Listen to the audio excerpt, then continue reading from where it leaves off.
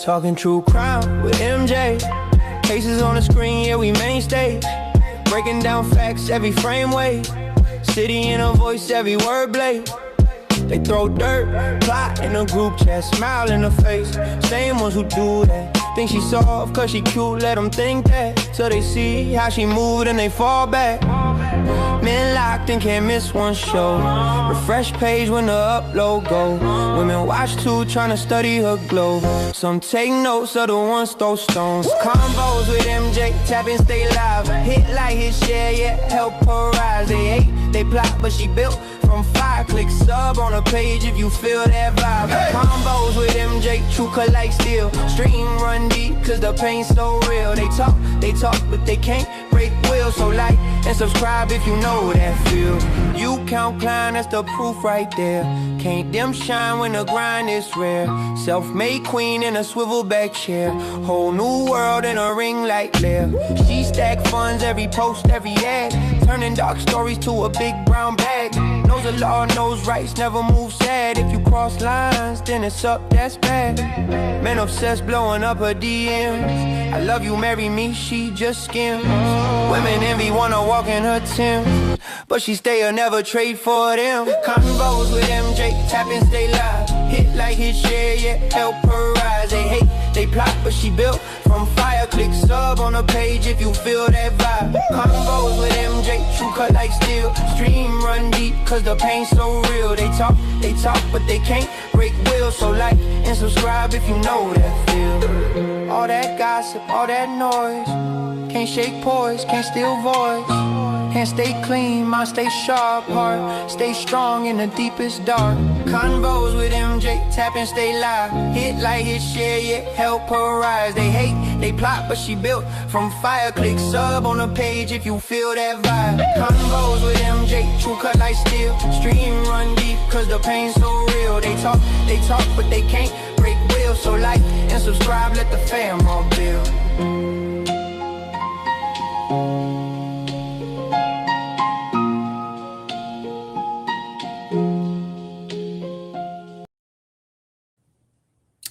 What up, party people? I'm back. It's your girl, MJ. I know I've been away for a while. Again, I apologize for that. My job is hectic right now. We got a lot of things going on. There's a lot of events that's going on within my city, and we're just on the prowl. So you're going to have to excuse me for that. I wish I can give out more content than I normally can, but during the summertime, it's hard.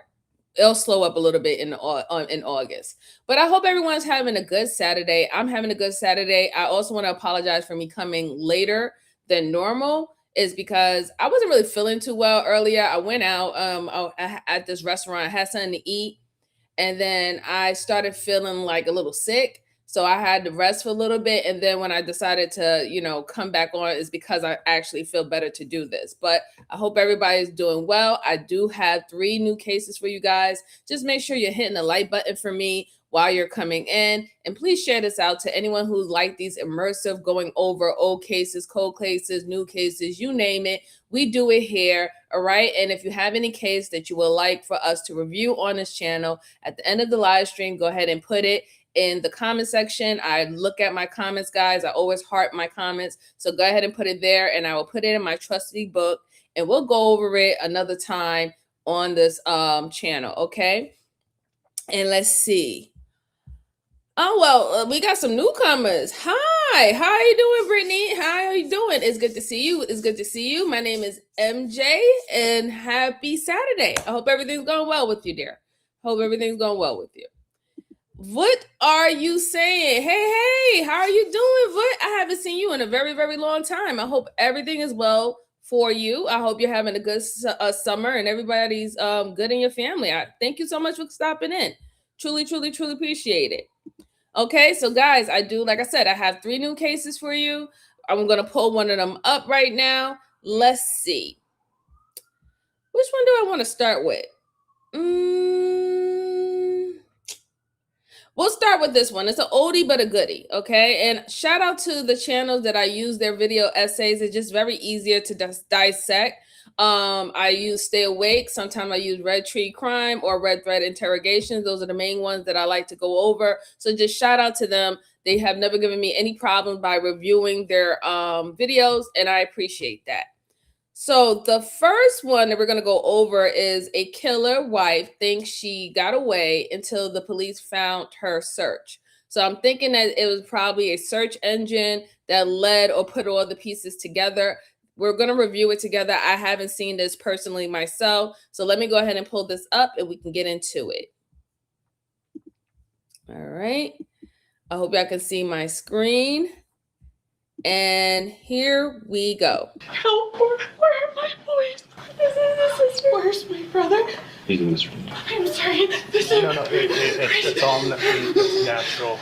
The woman currently having a panic attack is 41-year-old Katie Richens. She's panicking because her brother, 39-year-old Eric Richens, was just discovered moments earlier, dead from an overdose. Okay. Just take a deep breath. Take a deep breath. Okay. I gotta breathe.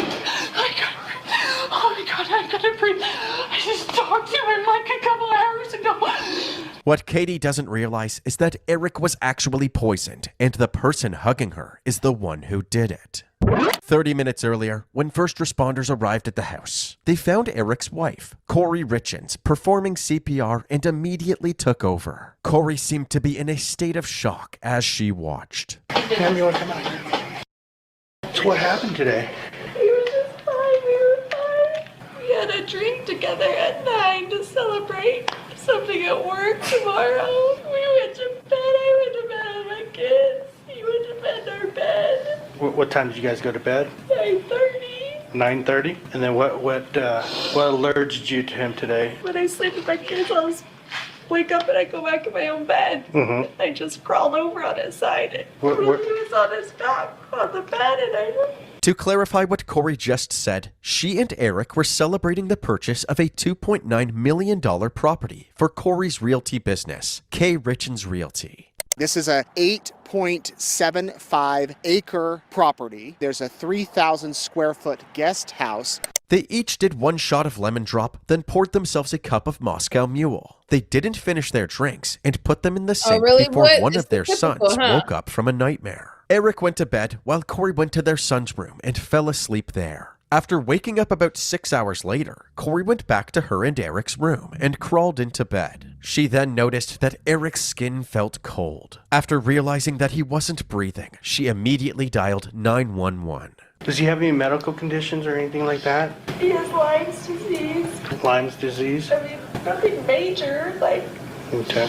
he just said his chest was hurting when he went to bed, but then he just said he was really tired because he got his allergy shots. The paramedics fought to revive Eric for 90 minutes, but it was too late. At 4:58 a.m., he was officially pronounced dead. Corey's mom, Lisa, arrived at the scene to counsel her daughter while an officer asked them some questions. Does he have any history of illicit drug use or anything in the past year? No, never. Okay. My husband's active. He didn't just die in his sleep. This is insane. Maybe a reaction to his shots yesterday. He just said he didn't feel good from them. Like, He didn't look good last night. he looked pale last night. I asked if you were okay, and he said yeah, but he was saying his chest was hurting. Both Corey and Lisa mentioned that Eric wasn't feeling good after he got his seasonal allergy shot that night. But according to the medic that had been trying to revive him, it was highly unlikely that the allergy shot could cause something like this. We're just waiting for our Emmy and our detective to show. I wonder if he had an aneurysm or something with all the blood. Okay. There's a lot of blood for some unknown reason. I don't know. No pulse or anything? No, he was cold. I think he'd been down a while. Okay, so before we go on, just prayers to this guy, right? It's sad, you know, people don't think that when you die for something like that, it's not painful. It is painful. You don't know why your chest is hurting, why you can't catch your breath, why you're throwing up. These things are, you know, they're horrible. We know how it feels when how we feel when we're sick. So what do you think he's feeling? It's probably 10 times worse. So prayers to him, you know, and that's a horrible way to go. One thing I do want to mention, Oh, hi, Regina, darling. It's good to see you. It's Regina from San Francisco. How are you? How are you? Happy Saturday. Thanks for coming. I appreciate you. What I do want to mention is that what the EMT just said. She said that there's a whole bunch of blood for no reason. Now, if you have, I'm sure we all have taken shots, or the ones who have taken allergy shots, even if it was an allergic reaction, usually the side effects to that will be asphyxiation. It wouldn't be pretty much like blood coming out of your pores or out of your eyes and things of that sort. So that was why it drew a little attention to me, because she knows that usually the side effects from shots or allergic shots is more inward. It wouldn't lead to being blood all over the place. So that's very questionable. Then is also thing too is that she said that he was feeling unwell from the beginning, but then at one point she said that, oh, my husband is healthy and all this stuff like that. So why did you take, if you started to see that he was having side effects for his allergy shot, right? And it's not like it's something normal. This time it wasn't normal like how it was before. Before he takes an allergy shot, he's a little dizzy, he has to lay down a little bit. Maybe he don't even have that much of an appetite. But this time he's like really, really cold to the touch. He looks very, very pale, right? He looks very drained, or his eyes are sinking in. There's so many other signs that, if you know all these things about him because this is your husband, you would know that something's really, really wrong with him. Why did I take him to the doctor? Like, hey, let's just go look at, go get a checkup, just a little quick checkup at the little urgent care, just to make sure everything's all right, just that. But then also we have to find out when she went back into the bed, according to her story, when she went back into the bed and she said that he was cold to the touch, did you call the ambulance or 911 immediately after that? Or did you wait a little bit? Was there a period before you called 911? Did you set up acting like you was trying to do CPR or, resuscitate him just because you knew 911 was on the way? These are things that I would be asking. But yeah, so far this thing is like, it's not really looking good. It's looking pretty it's pretty sad. It is pretty sad. Like, I don't know. And I think that's traumatizing. Luckily, the children, if they have children, did not see that, because that's a horrible thing to see your father go through and not know what's going on with him. But let's go on. Not a long time, but he's been down there. While the deputies tried to piece together what had happened, more family members showed up at the crime scene searching for answers, including Eric's sister Katie and her husband Clint. We don't know. We went to bed. Hey, Clint's here. He's gonna help. Where are my boys? Where's my brother? He's in this room. I'm sorry. This is... No, it's all natural, okay? Just take a deep breath. Take a deep breath. Okay, I gotta breathe. Oh my God, I gotta breathe. I just talked to him like a couple hours ago. And he just woke up and he wasn't breathing. They just turned over to cuddle him and his body was just so cold. But I didn't hear anything. He didn't yell. He didn't say anything was wrong. Nothing happened. Like, nothing happened. Most likely because of his age, his health and everything else. Do an autopsy. Most likely. The autopsy took place later that day, and while the family awaited the results, they held an unofficial celebration of life at the Richens household. Yeah, come back in the corner with us. There we go. Look, Chachi's so good. Oh! You're an Afghanistan warrior. You are an Afghanistan warrior. This celebration was just one day after Eric's death, and Corey and Eric's sister Amy appeared to be having a great time. But the next day, on March 6th, 2022, Amy called the sheriff's office to report that Corey had punched her in the face when she learned that Eric had secretly removed her as a beneficiary of his estate. He did this back in 2020 after Corey took out a $250,000 line of credit in his name in order to kickstart her realty business. As a result, Eric placed his entire estate into a trust for his kids and made his sister Katie the trustee. I'm his everything. I'm his Chris, Will, everything. I miss fraternity. So I just wanted to say something. That's very disturbing to have. I mean, don't get me wrong. Celebration of life is supposed to be like, think about all the good times, memories, and all that stuff like that, right? But it's just I think it was it the sister.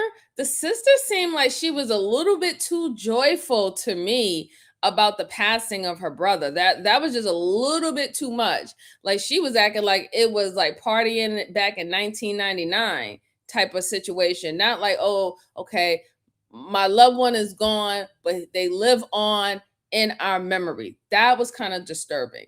Then now to hear that supposedly she went and told authorities that he punched her in her face, and then now he removed her off the will or put everything in the children's name. So it's already letting you know that their marriage was on rocky roads at this point, leading up to his death. Everything was not okay. Everything was not great. And even though having that newfound information doesn't necessarily mean that she would do anything or whatever, not, it's still, it's still kind of odd that if y'all are residing or living with each other and that you're not going to get anything anymore, because I guess he's about to legally file for divorce. Like it's getting to that point, so he's moving his assets where it needs to be so it could be protected. It does says a lot. It definitely does says a lot. Voot says she wrote a children's book about grief. Are you with me? If you have a copy, it's worth about $2,000. What? She did? I gotta look into that. Hold on. Thank you, Regina. I appreciate it. Yes, hit the like button for me if you can. Truly appreciate it. Even if you're just stopping by to say hi, just hit it for me or hit the down button. It does help the channel, guys, and I always truly appreciate it. Thank you so much, Regina. Thank you so much. All right, let's go on.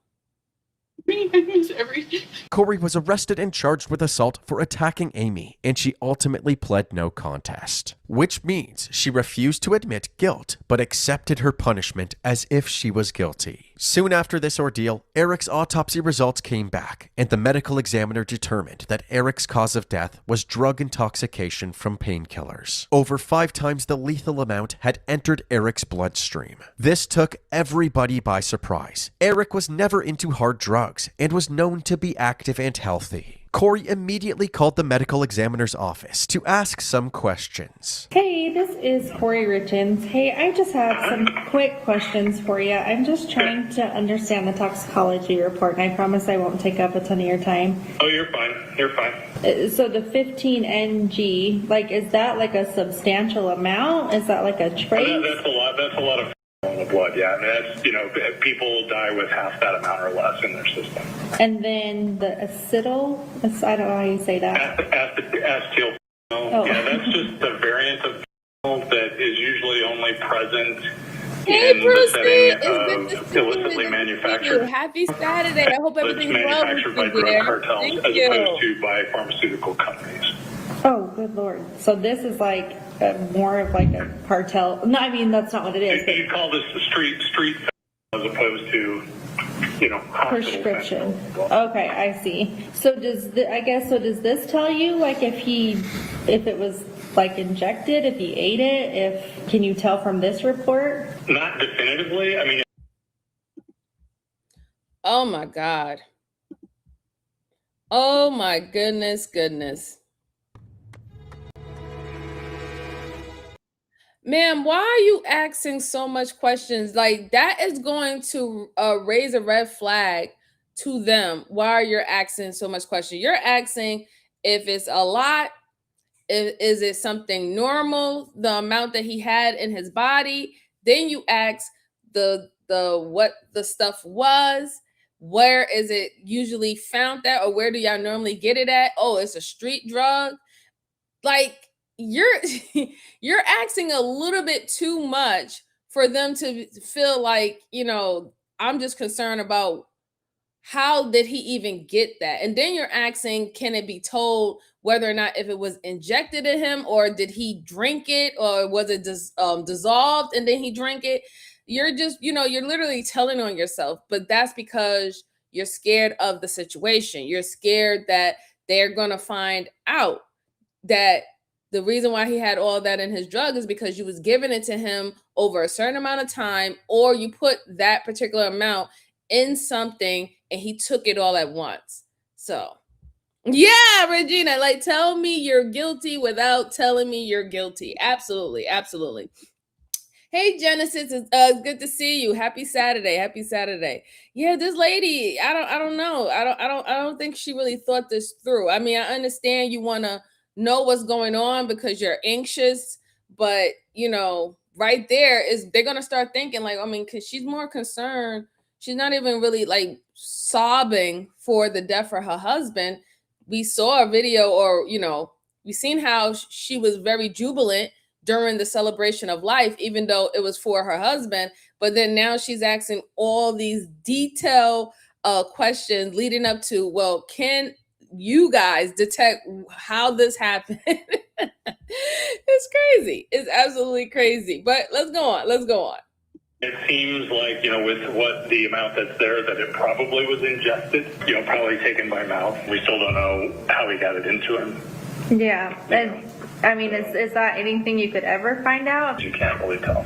Yeah. Once Eric's loved ones found out that he died from an overdose, they immediately pointed their fingers at Corey. Apparently, back in 2019, when Corey, Eric, and their families were on vacation in Greece, Eric got violently ill after Corey handed him a drink at the bar. He later told his sister that he believed Corey had spiked his drink. Another incident happened just a few weeks before his death on Valentine's Day. Corey gave Eric a sandwich, and when he took a bite, he suddenly broke out into hives, had trouble breathing, and passed out on his bed. When he woke up hours later, he texted one of his best friends saying, "You almost lost me this time. I think she might have poisoned me." It sounded like Eric might have experienced a pseudo-allergic reaction, which has the same exact symptoms as a true allergy, but are often triggered by medications. If Corey really did poison Eric, where did she get the poison from? A search warrant was executed on the Richens property, and the investigators didn't find anything that could explain Eric's sudden overdose. They even tested the cups that Corey and Eric drank from on the night of his death, and didn't find any suspicious substances. Despite So this is very troubling, right? Because this is not the first time that he have gotten sick in her presence. And it was always something that she handed to him. Now all of a sudden he's sick. The fact that he even told his sister that he think that she could have spiked his drink, that lets me know that this guy was really like preparing to try to make his exit with this woman. He didn't trust this woman at all. And this is his wife. He didn't trust either. He's telling the sister, yo, she's trying to kill me, yo. She's trying to kill me, man. She putting acid in my drink or something like that. I'm getting hives all over. She hands me a sandwich. It's a sandwich that I have always eaten before or ate before, and now my throat is clogging up. That's scary. That is really, really scary. And it's funny how the family, once they heard that it was drugs or a certain amount of drugs that led to his death, they automatically believed that it was her. They didn't think it was no fluke accident. They didn't think it had anything to do with his his allergy shots, and he had an allergic reaction to those. That they just said, oh yeah, this is her. And I think the reason why they initially just thought that it was her after hearing what the toxicology report said is because the property. They just bought a $2.9 million estate, and it's supposed to be for their business. I'm sure that maybe the sister or even his mother knew that he was transferring all his assets over to their children and writing her out the will. They knew more than what is being said right now. So that's why they wasn't really surprised per se. They wasn't really surprised per se once they heard that it was something like drug induced, because they knew that their son, their brother, did not take drugs. In fact, he was very healthy. He kept in shape. You can see that he's dealing with those animals and horses and stuff. You got to be in somewhat decent shape to deal with wild animals, right? You can't be no couch slouch. So that's just terrible. Brucey said, diabolical. That's the purest form of evil, poisoning someone's food. I think it's up there. Definitely, Brucey. Definitely. Luke says, so sad. What is it? The devisitation is far-reaching. The selfish, greedy geniuses never give that a thought. Man, it's just sad when people have to revert to this anyway. Despite the lack of direct evidence, Eric's family was still convinced that Corey was responsible for Eric's death. They urged the police to continue looking into her as a suspect, and she was estranged from the family. Corey called Eric's best friend Bryce to vent about the situation. Bryce, I don't care about money. It's not a big deal to me. They can have all the life insurance money. They can have anything they want. Take it. Take it. But they can't have my house, Bryce. Yeah, for sure. I don't know everything, right? I mean, I don't judge you. But I know that. Bryce, I'm just going to be up. Yeah, I took $250,000 off of our house. Yeah. Do you know how much in real estate we own today because I did that? $11 million worth of real estate. Do you know why I did that, Bryce? Because Eric would never let me work. Eric never trusted me in 100%. believing me. No, but I want you to know that. Would you do it? Would you take $250,000 to make $11 million? Well, that's tricky, right? Like, the communication was the big thing for Eric, right? He told me no, Bryce. I believed in myself. He told me no, but I knew I could do it because I know what I can do. Bryce, I own 12 properties that are almost all paid off. And then he just never gave me a chance. He never gave me a chance because he didn't believe in me. And he can say whatever he wanted. But at the end of the day, I didn't think they were going to take the house. They're taking the house? Yes, they're taking my house, Bryce. This is my house. I know if Eric was still here today, he would say, no, bullshit. I need Corey to be protected. But unfortunately, he didn't. Yeah, exactly. It's all about money. I don't know how he's done. I don't know. The only thing I know. So many mean things. This is crazy because she's talking about it's not about money, but all you're doing is just talking about a house. The first thing that you referenced was the $250 that was taken off a house, to use to build a business. Like, you're not even concerned that your husband is gone. The toxicology report said it was a drug-induced situation. You don't know where that drug came from. You don't have that type of drug in your home per se, right? And you don't know that he's affiliated of doing anything outside to get that type of street drug and use it, right? He never shows signs of being an addict in any way. But you're not even concerned about that. You're literally crying, and I think this is your brother. You're crying to your brother saying that they're about to take my house. I think that's the least of your worries at this point. I really do. You got to start prioritizing a little bit better here. Your freedom is about to be jeopardized, right? Because all eyes is pointing on you right now. I don't know. But I guess, when you're in the mix of certain things and what is more concerning for you, you're going to let that out, what is more concerning for you, which is quite disturbing. That is not that potentially someone could have harmed your husband, or maybe he harmed himself, did an overdose. We don't know if it's intentional or not. None of that's going through your mind, but my house. So many mean things in it, and I don't care. It shouldn't be that way. I am not a bad mom. I am not a bad mom, and Amy told them I was a bad mom.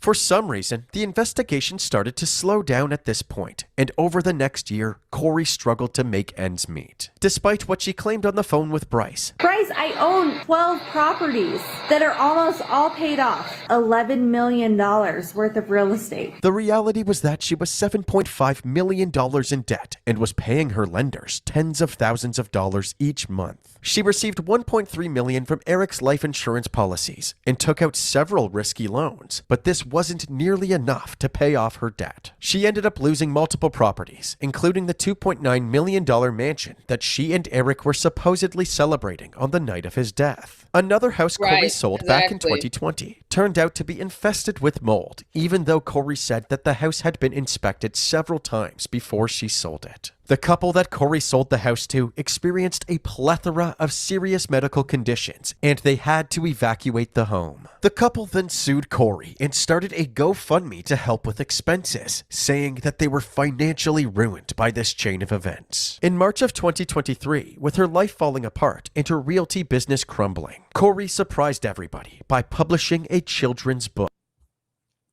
Wait a minute. Hold on. So you was buying properties and you didn't check to see if it was something going on in these properties, the inspections that happens first, see if it's lead, the radon, the radon inspection, all that. You didn't do any of that. So I don't know. It just seemed somewhat scammy a little bit, right?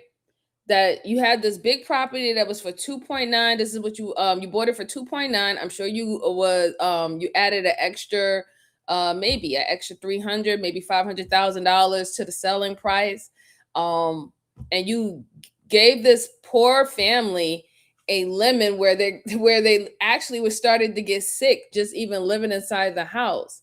Then you're taking out all these other loans because you're trying to rob Paul to pay Brian. It's just a lot going on. Mind you, this happens. This is not unnormal. But the thing about it is it was just too much debt. They had too much debt and they didn't make any income to have that much debt. They didn't even sell the properties, or even if they was going to rent some of them out, they didn't have any of that ongoing income to actually pay off the amount of debt that they had. It was not good. It wasn't a good idea, especially with that 2.9 million estate. I think that was the one that digged the hole. I think that Eric, her husband, was against that buying that property. And when he started to see that she was being reckless and she was just, taking out loans and telling everybody, I got all these properties and stuff, lend me this, lend me that. That's why I think that was one of the reasons, outside of him thinking that she's trying to kill him. One of the reasons why he was like, you know what, let me go ahead and move things in my estate into the kid's name right now. Let me go put this in the will. Let me kind of remove her out the will. Let me make sure she don't get access to this type of money because she already went through our joint money. That's why he was doing it, because she was making very risky and very reckless investments, if you want to call it that. Robbing old Peter to pay Paul. Yeah. Oh, yeah. And her best friend, literally. Wow. Let's go on. The book was called Are You With Me? And she wrote it to help her 3 sons process the loss of their father. Over the next month, she reached out to local radio stations and morning shows to promote it. Talking about loss with kids can be a tricky subject. Joining us now is author of Are You With Me? My kids and I kind of wrote this book on the different emotions and grieving processes that we've experienced last year, hoping that it can kind of help other kids deal with this and kind of, find happiness some way or another. It's just comforting to them to know that, they're not living this life alone. Like, Dad is still here. It's just in a different way. From an outsider's perspective, this seemed like a wholesome book to help children process the death of a loved one. But Eric's family saw this as a shameless attempt to make money off of his tragic death. The same day as this broadcast, the morning show hosts received an email that said, she killed her husband. It would seem that the sheriff's department agreed with this person, because just 1 month later, on May 8th, 2023, Corey was arrested and charged with Eric's murder. Throughout the first year of investigation, Eric's family wasn't satisfied with the progress being made on the case. So in January of 2023, they hired a private investigator. The private investigator uncovered a mountain of digital evidence against Corey, including a bunch of incriminating Google searches. How to permanently delete information from an iPhone remotely. Can cops force you to do a lie detector test? Death certificate says pending. Will life insurance still pay? Luxury prisons for the rich in America. What is a lethal dose of fentanyl? The private investigator also looked through Corey's phone records and found that there were 4 people she spoke to on a regular basis leading up to Eric's death. One of those people was someone named Carmen Lauber. Carmen was a cleaner for the properties Corey owned through. Now, I've always said this, guys. I've always said this. Please stay off those Google search engines, those AI engines and stuff like that. I'm not trying to say that you can't use them, but if you're going to be a criminal, right? If you're going to be a criminal or you're going to commit a crime, I suggest you stop using these search engines, okay? And asking them questions that only a person who is about to commit a crime or did commit a crime would ask, okay? So please just stop, because you think you're deleting your history, you think that you're getting rid of everything. You're not, okay? You're not. All these phones, everything goes to this big web in the sky. Like they have all of this. They can always retrieve it. And they have up until 10 years to subpoena anything that's on your phone. So they can go back to 10 years of your data to search whatever, not, as long as they get get it court approved, right? They have to get it court approved for that. Just stop doing it. I know I'm not trying to help people to be criminals, but like seriously, it's just kind of like dumbfound me when you're sitting up there. You know what? How can I get away with murder? How can I, you're just typing away like a little, a little monster, a little madman. How can I do this without anybody knowing that I did this? And if I go away for like 3 days, you sure they can find, like, stop doing stuff like that. Please, just stop. Stop it. Don't do it anymore. Now it seems that she had 4 people that she was in contact around the time frame of his death, and I guess even the purchasing of the $2.9 million estate.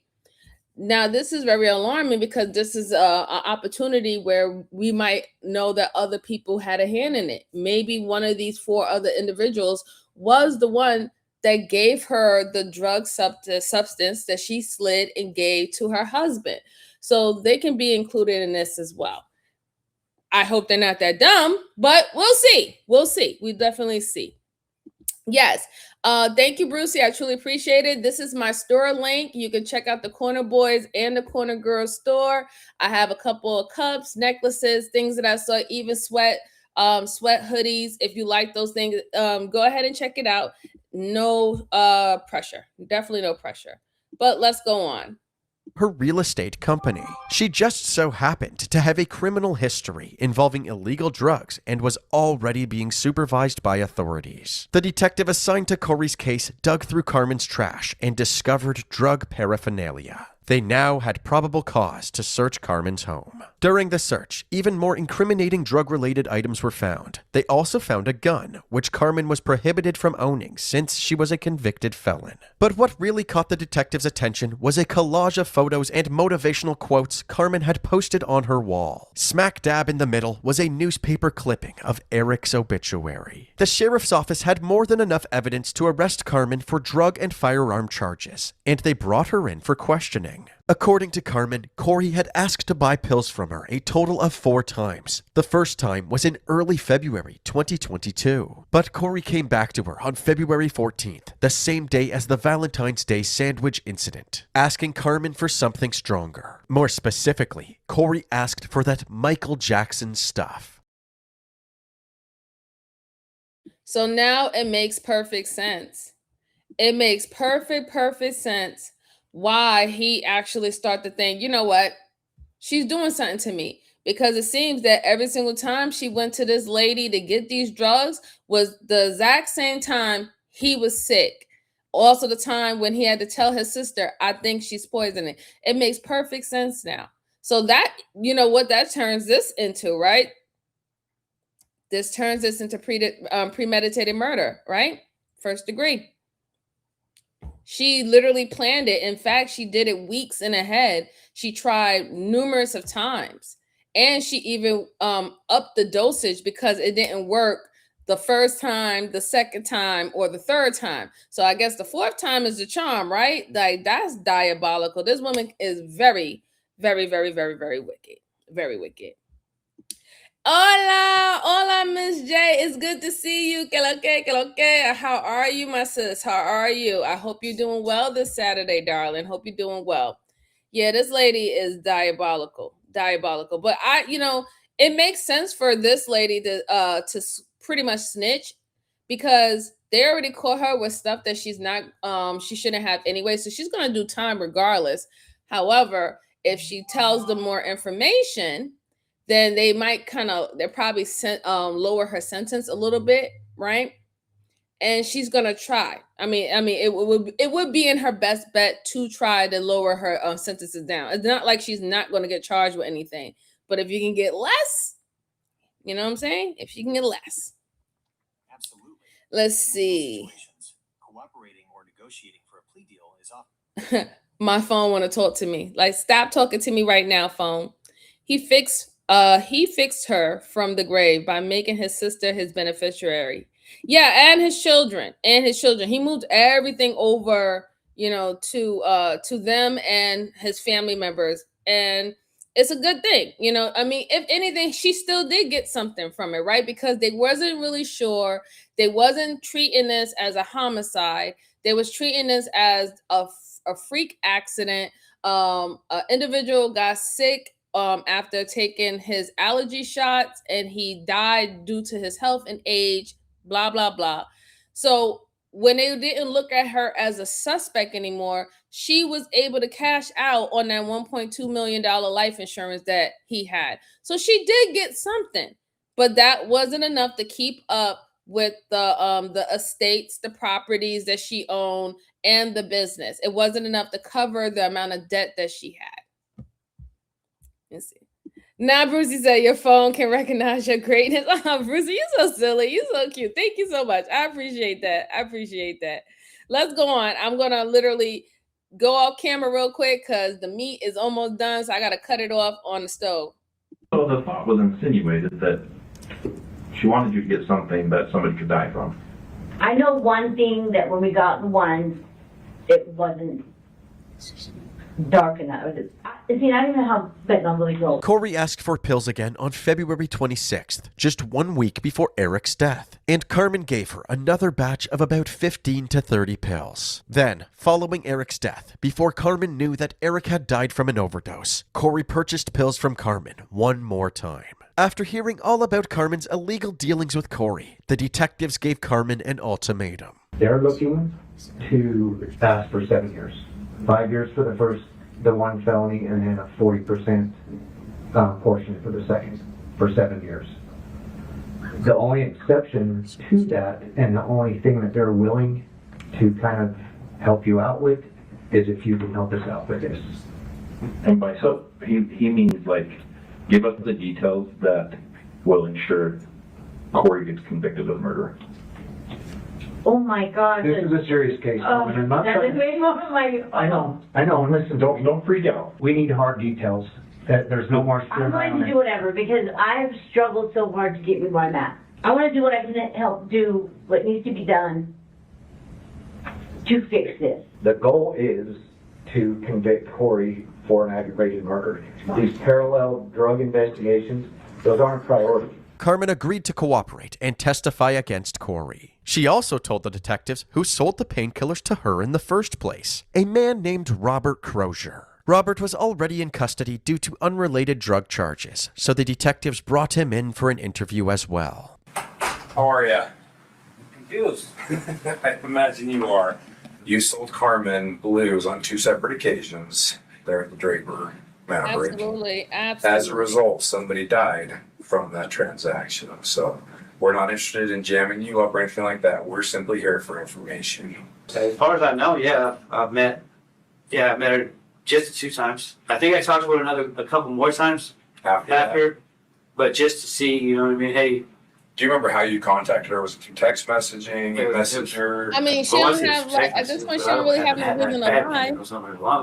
You know, it's Robert not told the like detectives that he lost his old phone, which the other had woman those owed her money or conversations with anything. Carmen. Thankfully, the detectives were able to obtain his phone records anyway. They confirmed that he was in contact with Carmen on the same days that Corey asked her for pills. Detectives now had a clear connection between Corey, Carmen, and Robert, along with damning Google searches and a clear financial motive to kill Eric. The authorities decided it was finally time to take down Corey. Corey Richens is here in the Summit County Jail tonight. We're told she is being held without bail. Investigators say she purchased and then served her husband a deadly dose in a drink. And court papers say this is not the first time she's tried to kill her husband.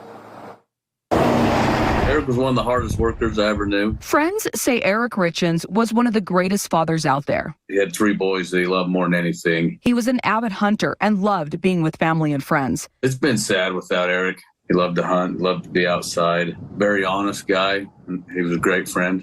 But in March of 2022, Eric died in his Francis home. Now investigators believe his wife killed him. Corey Richens, seen here just last month in KPCW as she promoted a book she just released on dealing with grief, is facing aggravated murder charges in his death. Corey was charged with aggravated murder for killing Eric and attempted murder for poisoning his sandwich on Valentine's Day. Corey's family found these charges ridiculous. Yeah, supposedly you put a love letter on the seat of his truck with the sandwiches. No. Like, what the fuck? Oh my God, they are not. Erica's sandwich and put a love note on it, and the sandwich was poison?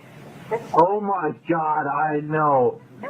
Like, no, that did not happen. Corey was later charged with multiple counts of forgery and insurance fraud. It turns out that Corey had forged Eric's signature in order to open up several life insurance policies, which is where her $1.3 million life insurance payout came from after Eric's death. Corey pled not guilty to all of her charges. At her bail hearing, the judge denied Corey's bond, and she sat.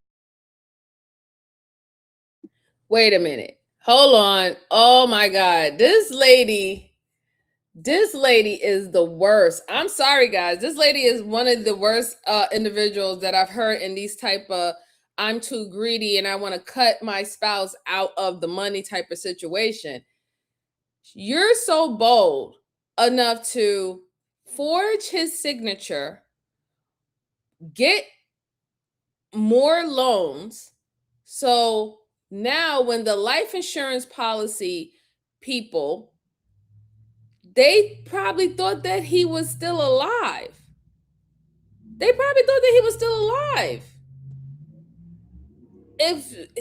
they said that he had a policy for 1.2 million that she would get his life insurance policy. How did it get to 1.3? How did it get to 1.3?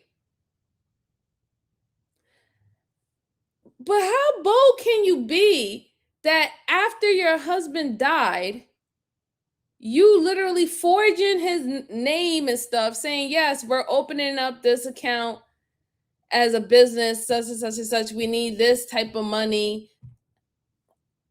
When you knew that they were literally looking at you as a suspect because your husband died from weird substance in his body. Like, I don't get it. I sometimes I really just don't get what people be actually thinking. But maybe if these individuals are used to getting away with things, this is probably why they have that, that ego about them, that they're going to get away with things all the time. That's what I see what's happening. This is probably not the first time that she has manipulated. This is probably not the first time that she have committed fraud before. So she's like, I have gotten away with it before. So, why not now? Well, right now you're under a microscope right now. You should be laying low and acting like a suffering widow, but you're not. I don't know. Cindy says, see, these are the cases that I believe should get the death penalty. Sometimes I agree. Like some of them just be doing some very disturbing things. I mean, look at everything that she went through to make sure that she got the money off this poor guy. Yeah, she really did. She went all the way. all the way. Okay, no problem, Miss J. No problem. Thank you so much, Miss J. Thank you. Like, yeah, this lady's diabolical. I'm glad that the judge decided to deny bail for her because she doesn't need any bail. She can't even excuse why she was committing insurance fraud and stuff. And you can't say, oh, well, since my husband Eric died and I'm in so much debt, that's the reason why I had to do it. I mean, y'all was in debt when he was alive. You was in debt when he was alive. You bought properties that you couldn't afford the upkeep, the maintenance, and the fix things in it. And then you was also getting sued because you sold one of the properties to a family and they were getting sick because there was so much stuff going on in that house. To the paint, to the cement, I don't know. There was a lot of stuff that they were getting sick and they had to leave the house. They couldn't even stay there. Lady, you was doing too much. Too much. But said, why not file bankruptcy? Ever heard of it? I guess snuffing out the life of her children's father was better solution. She's as sharp as a marble. Right, exactly. But no, she wanted the money, and it's because what's going to happen if she's on bankruptcy? Because that I think that stays on for like 7 years or something like that. So she wouldn't be on bankruptcy and then still be able to continue to buy properties where she want to scam people and put and sell them lemons or sell them properties that are there's something going on with it, whether it's the foundation, whether if it's exposed to some toxins or something like that. She's just like, I don't know. Abolish the feds. Said no one should be attacking as if you are suffering widow, suffering not good. Look, this woman unalived her husband in the most gruesome way. She poisoned him and he was suffering, literally leaking out and didn't know what was going on with him. In the Summit County Jail while awaiting her trial. In September of 2023, deputies searched Corey's jail cell and they found a hidden letter to her mother, Lisa, with Walk the Dog as the title. In the letter, Corey wrote that her lawyer, Sky Lazarus, wanted to use Eric's frequent hunting trips to Mexico to make it seem like he was buying drugs from there. She outlined exactly what she wanted her brother Ronnie to say during his testimony. She wanted him to say that he had a conversation with Eric a year before his death. During that conversation, Eric told Ronnie that he would often get pain medication during his hunting trips in Mexico. Eric then told Ronnie not to tell Corey because she would get mad. But eventually, Eric confessed to Corey and asked her to reach out to Carmen for more pills. Corey then wrote to her mom, "Reward this however he needs. To make the point, just include it all. The connection has to be made with Mexico and drugs. They never found pain pills in my house because he hid it in allergy bottle in work truck. When you talk to Ronnie about this, meet up with him in person. I worry sometimes your house and phone are bugged. Tell him I need him to do this. Bring me home and then we will get those damn bitches. Take vague notes of all this so you remember before you walk the dog." The prosecution said that this letter was clear evidence of witness tampering. No charges were filed, but the letter would play a crucial role for the prosecution's case. At one point, Corey released a statement from behind bars asking the world to give her a chance before jumping to conclusions. The world hasn't heard the real facts of the case, what I've really done or what I really didn't do. The media's twisted turned what they think they know or what will sell or get the most views. And it's time for me to begin some serious damage control. What I've really done is protect Eric at all costs. What I really didn't do is murder my husband. I could not and would not ever do that to Eric or anyone for that matter. I will not give up. I will not give in. Please, just give me a chance. On February 23, 2026, nearly 4 years after Eric's death, Corey's trial finally began. Exactly. The prosecution kicked things off with their opening statement. The evidence will prove that Corey Richens murdered Eric for his money and to get a fresh start at life.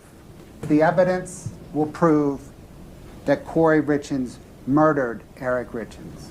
The evidence will prove that Corey Richens had the means, motive, and opportunity to murder Eric Richens. To end their statement, they presented evidence that on the morning of March 4th, 2022, just hours after her husband's death, Corey had money on her mind. Back for a moment to the morning of March the 4th, 2022. Medical examiners place Eric's body in a body bag onto a stretcher, and they wheel him out of his home for the last time. His boys are upstairs with their uncle. Corey Richens has not yet told them that Eric is dead, and she won't for a few more hours. The last of the sheriff's deputies leave, crime scene texts, medical examiners. I agree. The way and on Corey she Richens' was like phone, a Black Widow. the Very following similar to three like a Black images Widow. are accessed. For the defense's opening statement, they decided to lead with Corey's 911 call, hoping that the jury would empathize with her. Yeah, that was the defense best chance. They had to humanize her in this situation. And we have gone over this plethora of times with different cases. But when it's certain type of cases like this, the defense know that if it's a lot of evidence against their client, the only thing that they could possibly do is to tell the jury and tell the public that this person still has a humanity in them. Give this person a chance. This person made a mistake. Hey, maybe this person never got in trouble before. They never did any crime before. They don't have nothing on under their back. Squeaky clean. And sometimes that information or that character building information is brung into cases. Sometimes it's not, sometimes it is, but it is within the best bet for the defense attorney to do that. There's too much evidence against her. And on top of that, she and the kids were the only one that was around him when he was sick. You the one who acknowledged that you said that he was sick earlier and you thought it was for the allergic shots. Now that you see the substance situation, what did you do with the toxicology? You called the office and you had them explain to you in detail, hey, how much milligrams did he have in his system?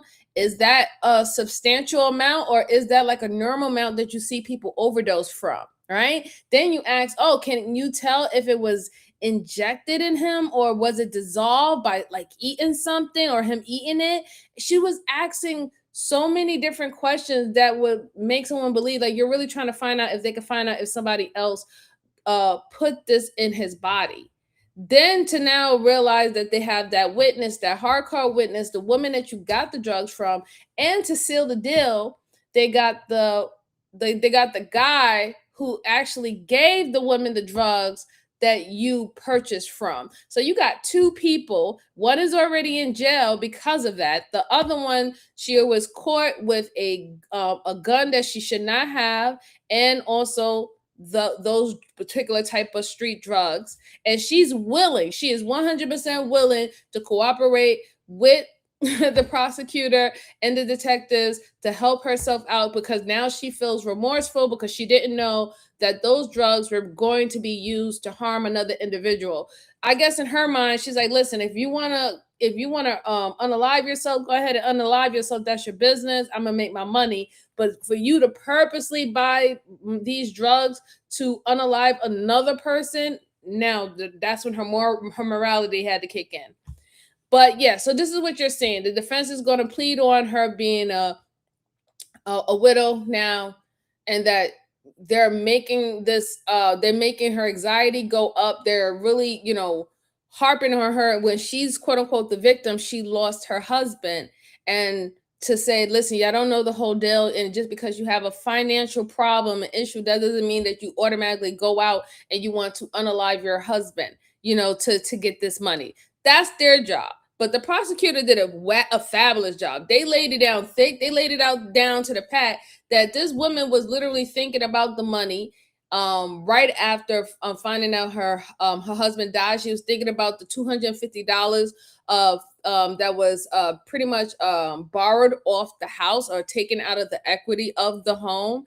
She had a celebration of life party where her and her sisters and siblings were literally cracking beers and chugging and everything. They were acting like it was a regular party and not a celebration of life party. And at no time have she really cared about, the death of her husband. All she has been saying is that, oh, Eric hit me. You remember she said that, oh, Eric hit me, and I filed a report, and then he just removed all the assets and put it in his sister name and in our children name. There's a lot. That's a lot. And then that letter, walk the dogs. I don't know if they added that into discovery. I hope they did, because that was like literally in detail, like she was having a conversation, speaking to her family members, letting her know what needs to be said, what needs to be done, so everything seems smooth and nobody would question exactly what happened. It's just a lot. Definitely a lot. Let's see. Was it worth it? Now she gets a 6x8 cell forever. I agree. I don't think it was worth it, but I think in the midst of it, she thought it was worth it, and most people do. Most people do. Because they're not, if they really was thinking about the consequences, I think that a lot of people would be like, I don't want to do it. But then we got those real daredevils out here who don't care about the risk. They don't care about the consequences. They don't care that the consequences is far more a heavier price than the reward that they think they're going to get. And this is the case right here.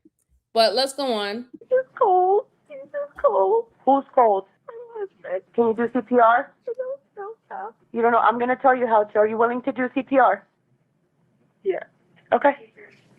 Those were the sounds of a wife becoming a widow.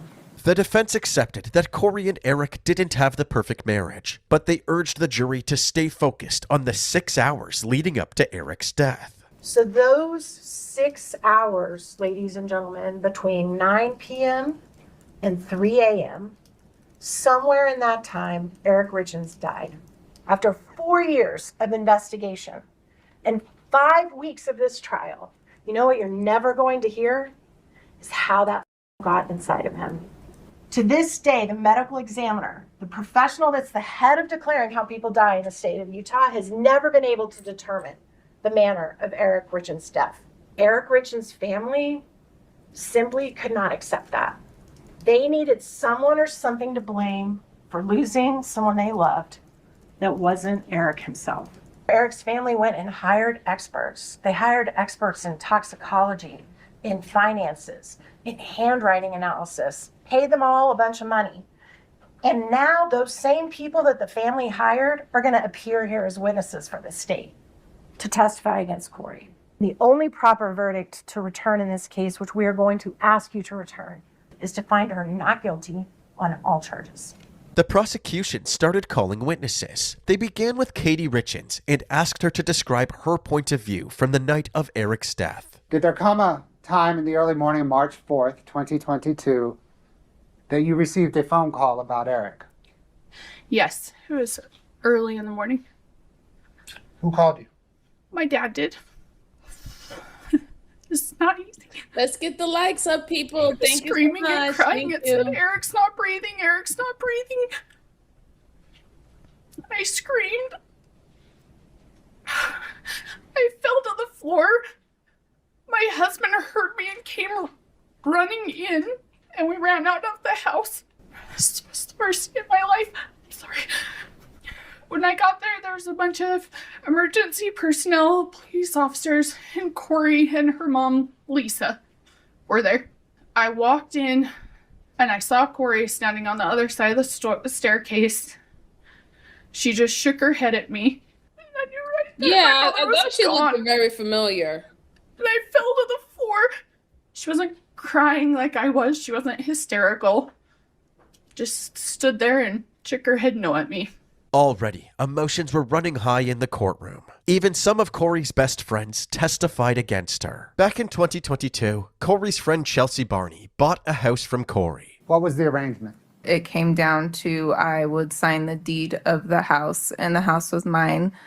And I paid a down payment, and I could do what I wanted because I had the deed to the house, but the loan would be under her name, but I would pay the mortgage payments myself. What Chelsea didn't know is that Corey never actually filed the deed with the county, so Corey still owned the house. When she got arrested, I was informed Go on the quarter, Brucey. that there was a loan taken out on my house. I emailed the lady I signed the papers with and asked for copies of the paper, and she told me it was never filed with the county. You were evicted in September 24. Mm-hmm. Why were you evicted? The new owners kicked me out. Over the course of the trial, the prosecution called over 40 witnesses, meticulously reviewing all of the evidence that we presented in this video. Excuse me, I'm having difficulty keeping my head up. Oh, no worries. Whatever you need, sir, to be comfortable. I'll go back to that. It's going to take her a minute to upload that, Your Honor. But Corey's defense team had an answer for everything. For example, another witness for the prosecution was Carmen Lauber. She described all of the times Corey approached her asking for pills and her reaction when she learned Eric's cause of death. Did you ask Corey Richens about Eric's death? Yes, I did. What did you ask her? I said, please tell me these pills were not for him. Did she respond? She did. How did she respond? Yeah, that's crazy. She said, no, they were not. Eric passed away from a brain aneurysm. When they had mentioned that it was from an overdose, that hit hard. Only for the fact that if that's what happened, I needed to step up and take accountability of my part in this that happened and what I was asked for. However, the defense tried to discredit Carmen's testimony, saying that the only reason she was testifying at all was because she had a plea deal. You were potentially looking at a long sentence if you were. Yeah, so the defense has to do that, right? Because again, that's a lot of detail. The fact that they connect this woman who has drugs to Corey, and Corey went there numerous of times, and she went there the same day that Eric was getting sick from getting a sandwich from Corey, getting something to drink from Corey. The same symptoms that he was experiencing just so happened to happen the same day that she went and visit this lady. So they have to discredit her as much as possible. But I'm hoping and I'm sure that the jury is going to be like, listen, who wouldn't take a plea deal in this situation? She have already acknowledged that she takes accountability because she gave her the drugs. She's responsible even though she wasn't the one who pulled the trigger per se.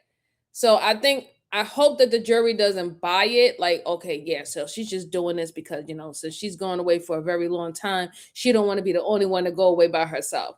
It's not only about that. You still have to ask this question, right? If she didn't drug her husband with those drugs, what did she do with those drugs? It's obvious and it's been confirmed that she made a purchase of those drugs from that woman. Ask her yourself.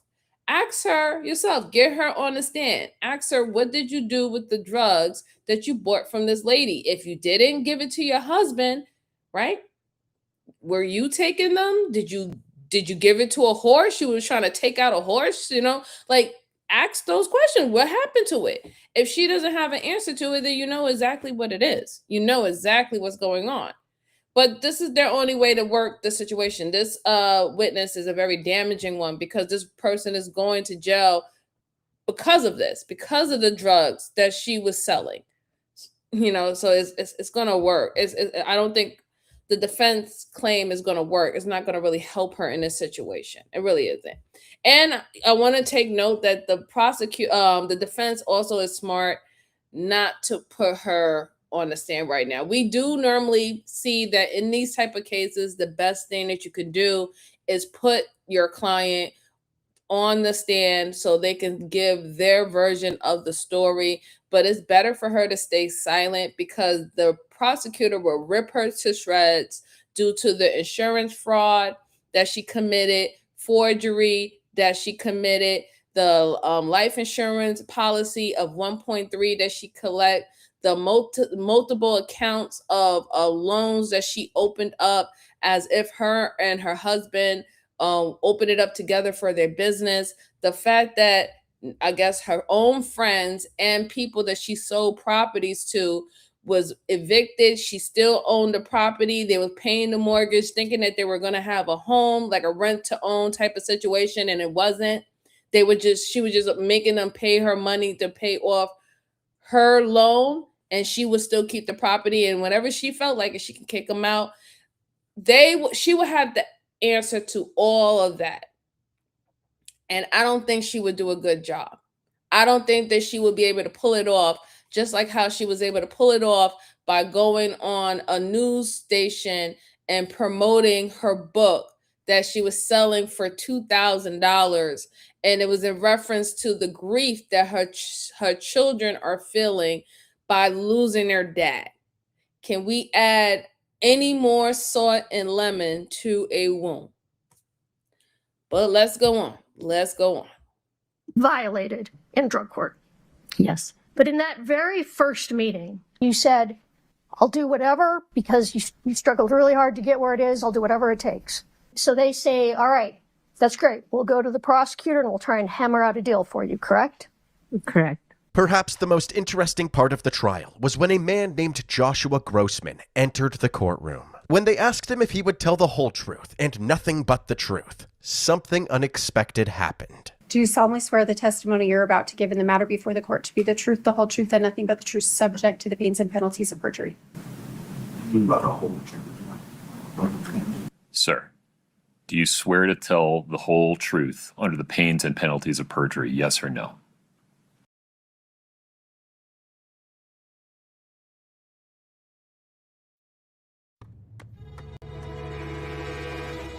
What?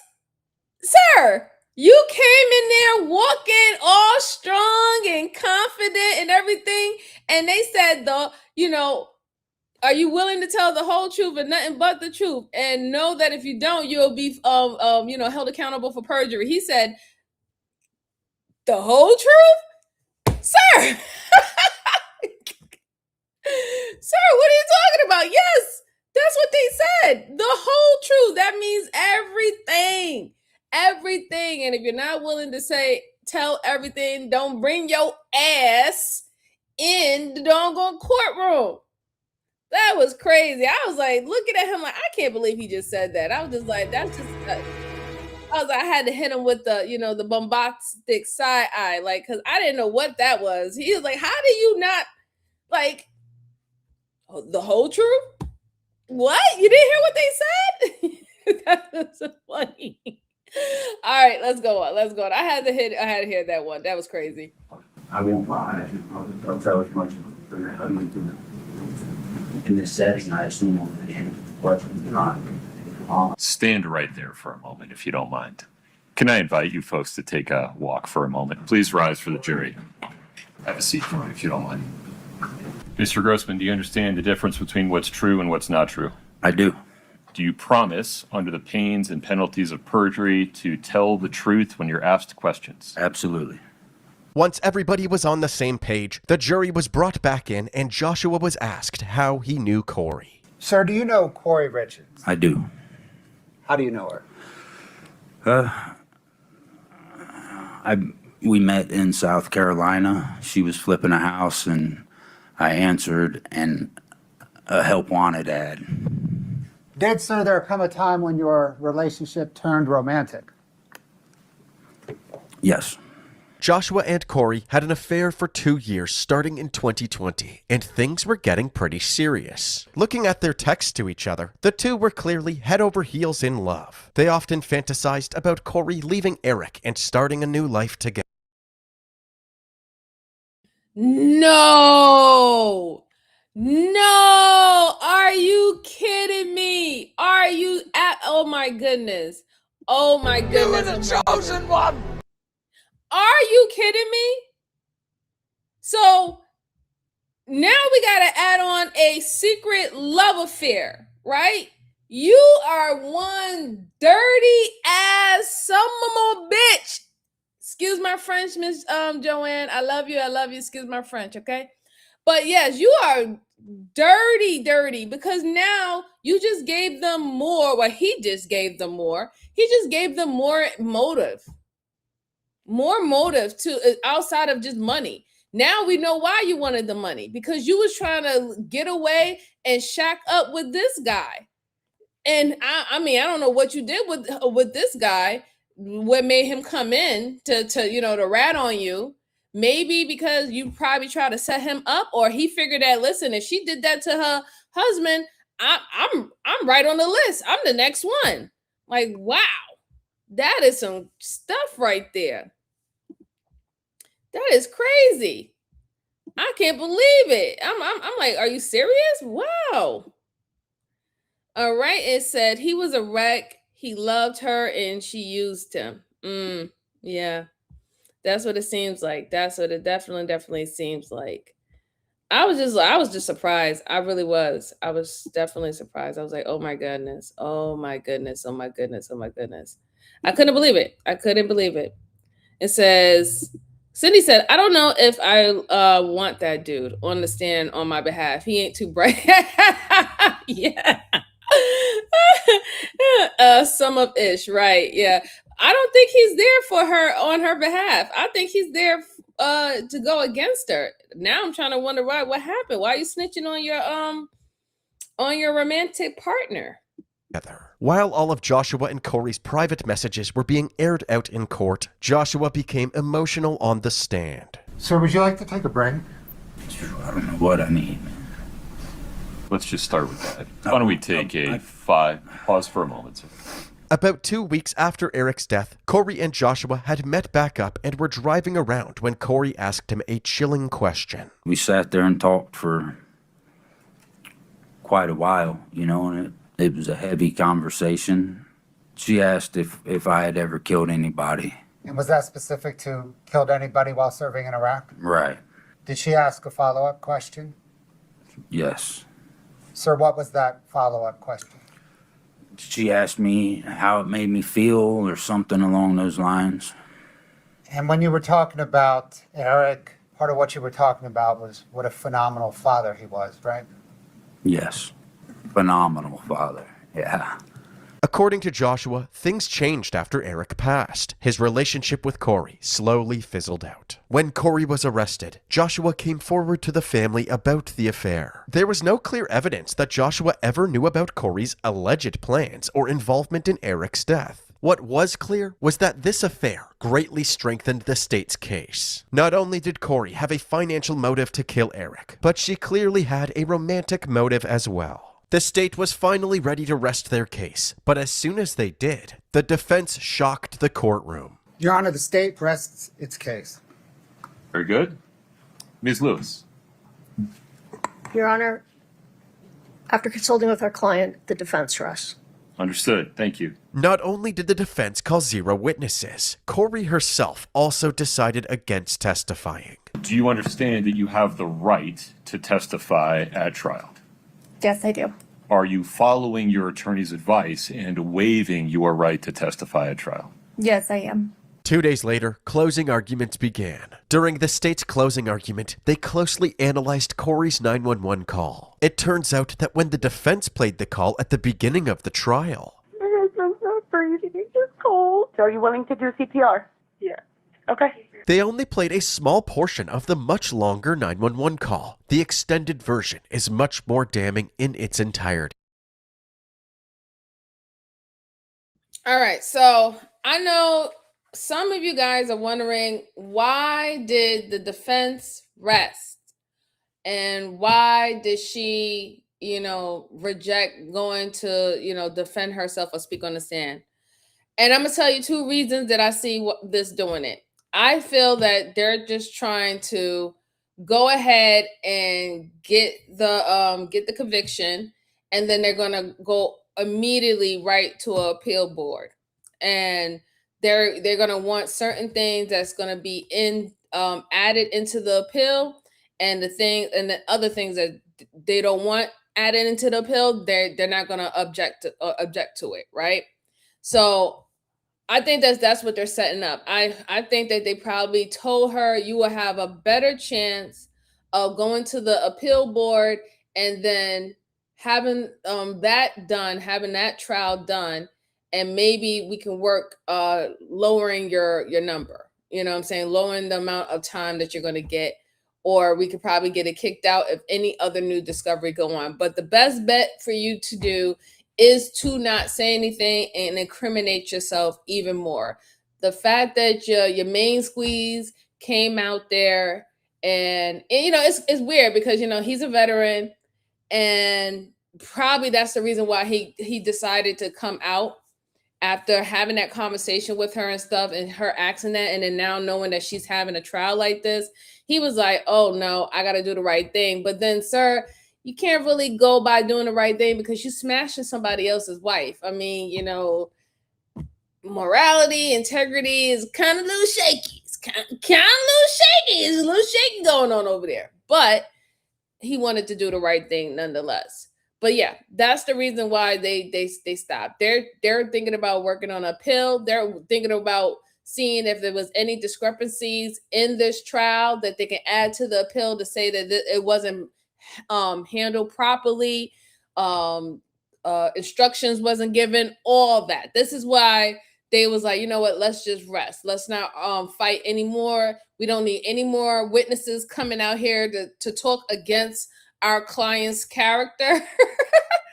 And let's just try later on when everything, simmers down, everything simmers down. The public is not out there, want to know everything. The family is calmed down, not doing interviews and stuff. The best bet is to get to let everybody like just simmer down, and then just like sneakily put in that appeals, that appeals to the board saying, hey, we want to appeal this particular trial, and hopefully that works for you. Hopefully that works. Let's see. Cindy said he looked scared to me, thinking that it could have been him. Yeah, I see that a little bit too. He just like, whoa, wait a minute. And he was asking me all the stuff that I did and what I have PTSD for and stuff like that.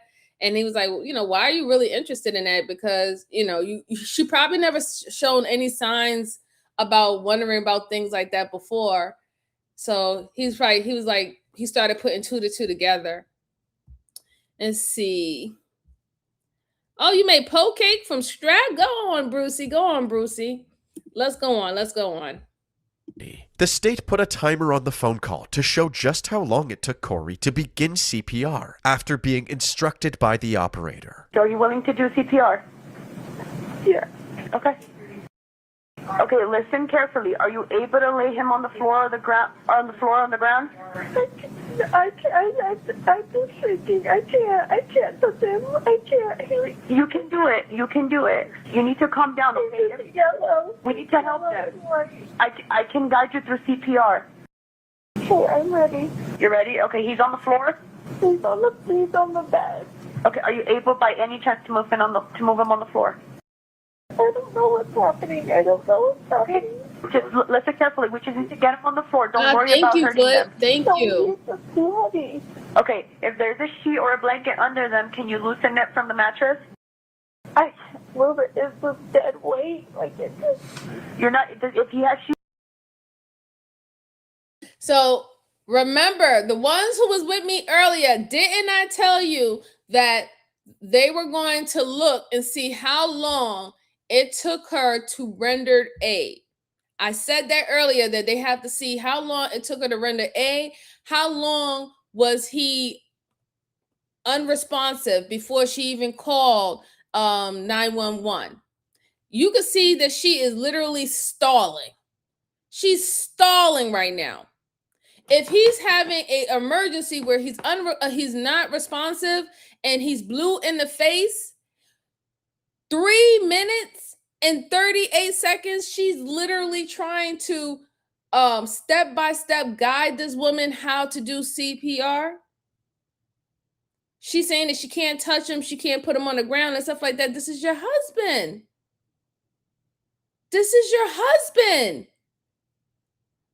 Why wouldn't you save your husband? How do you get that scared that you won't even try to help him? But then listening and hearing his sister and how distraught she was, and she about to pass out, you literally went to her aid within the quickness. It was like literally like 4 seconds before you were literally holding her while she's on the ground hyperventilating. Mind you, EMS is there. Let them take care of her. You weren't even crying anymore when EMS got there. You wasn't hysterical at all. Like this is really sad. If I'm telling you, I really don't want to even play anymore, because it's gonna disturb me if it was up to at least like 5 minutes before she decided to say that she's performing CPR on him. Every minute is crucial. Every minute. Let's see. She claims the judge was a problem. Grasping is what she's doing. Cindy said this dude was never meant to even live again. She was going to make sure that she got rid of him. Yeah, she was definitely trying to make sure that she got rid of him this time. You are absolutely right. This is sad. I hope it doesn't get any more than this, but I'm banking that it was like almost like 5 minutes. Almost 5 minutes. Thunder, pull them to the floor. Don't worry about hurting him. Can you please send somebody? Okay, I have the ambulance that's on the way. Okay, there's another way to do this, okay? Grab their feet. Okay, on the floor. You got them on the floor? Okay, just listen carefully and I'll tell you how to do chest compressions, okay?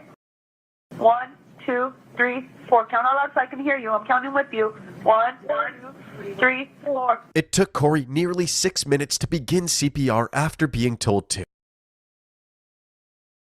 Now look at that. Am I good or am I good? I was 1 minute off, but I said it was going to be around 5 minutes. She took 6 minutes to actually start to participate in performing CPR. 6 minutes? You was really trying to make sure that he wasn't going to be able to be resuscitated. You know that every moment counts in this type of situation. 6 minutes. 6 minutes. Oh my God. I told you. I knew it. I knew it. Yes, Miss J. The first 3 minutes are very important. Absolutely. Isn't it a crime to not render aid? It's not a crime unless you are a medical professional, meaning if you're EMT, EMS, and things of that sort, even law enforcement, because they get training in at least basic CPR. However, it does look very bad when this is someone who is your loved one or a significant other, and you don't even try to help them. It looks very, very bad. It looks very bad.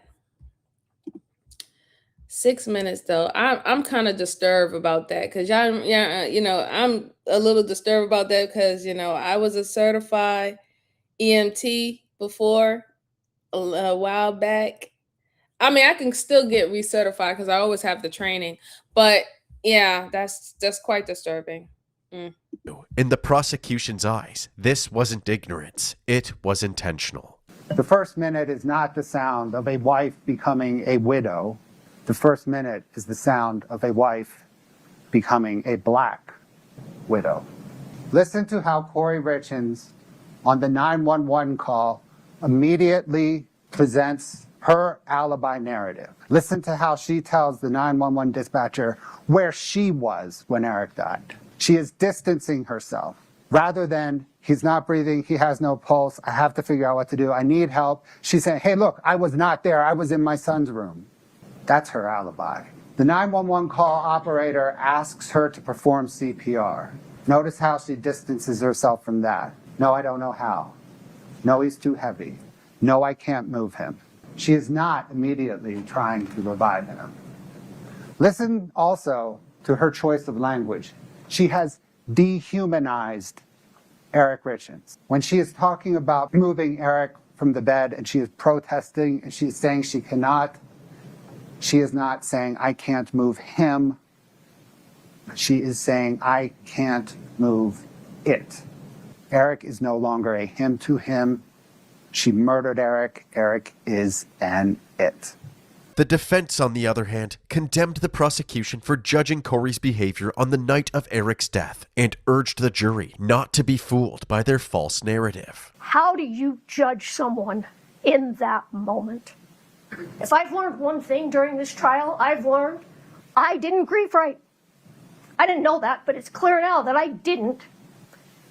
They want you to look at a woman in the worst moment of her life and to judge her grief. Be courageous. Courage is what this moment demands.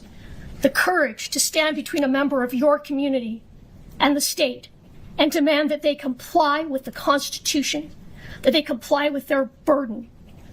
Do not let them fool you. Do not fall for red herrings. Corey Richins did not kill Eric Richins. The state did not prove this case beyond a reasonable doubt, and you have the courage to tell them this and find Corey Richins not guilty.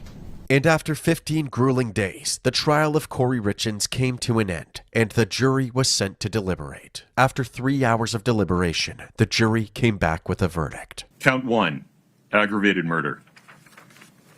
We, the jury, unanimously find that the defendant, Corey Richins, is guilty of aggravated murder.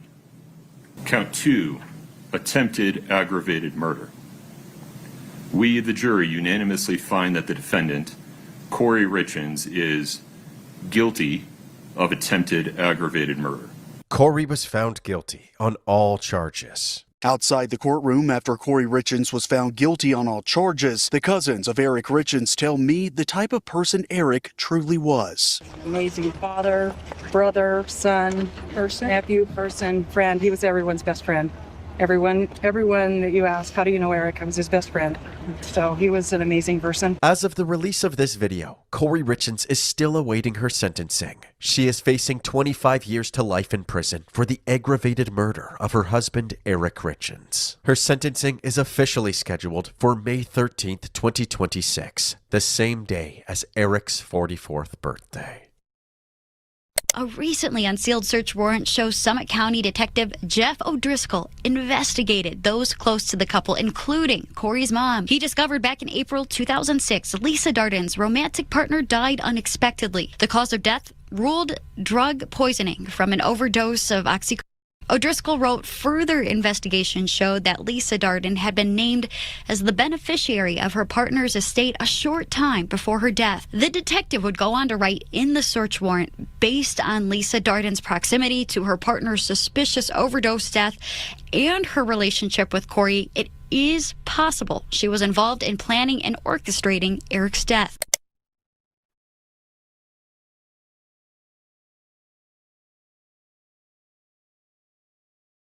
That was a insane case. I'm so glad that we was able to review it, guys. I'm so glad. That was crazy.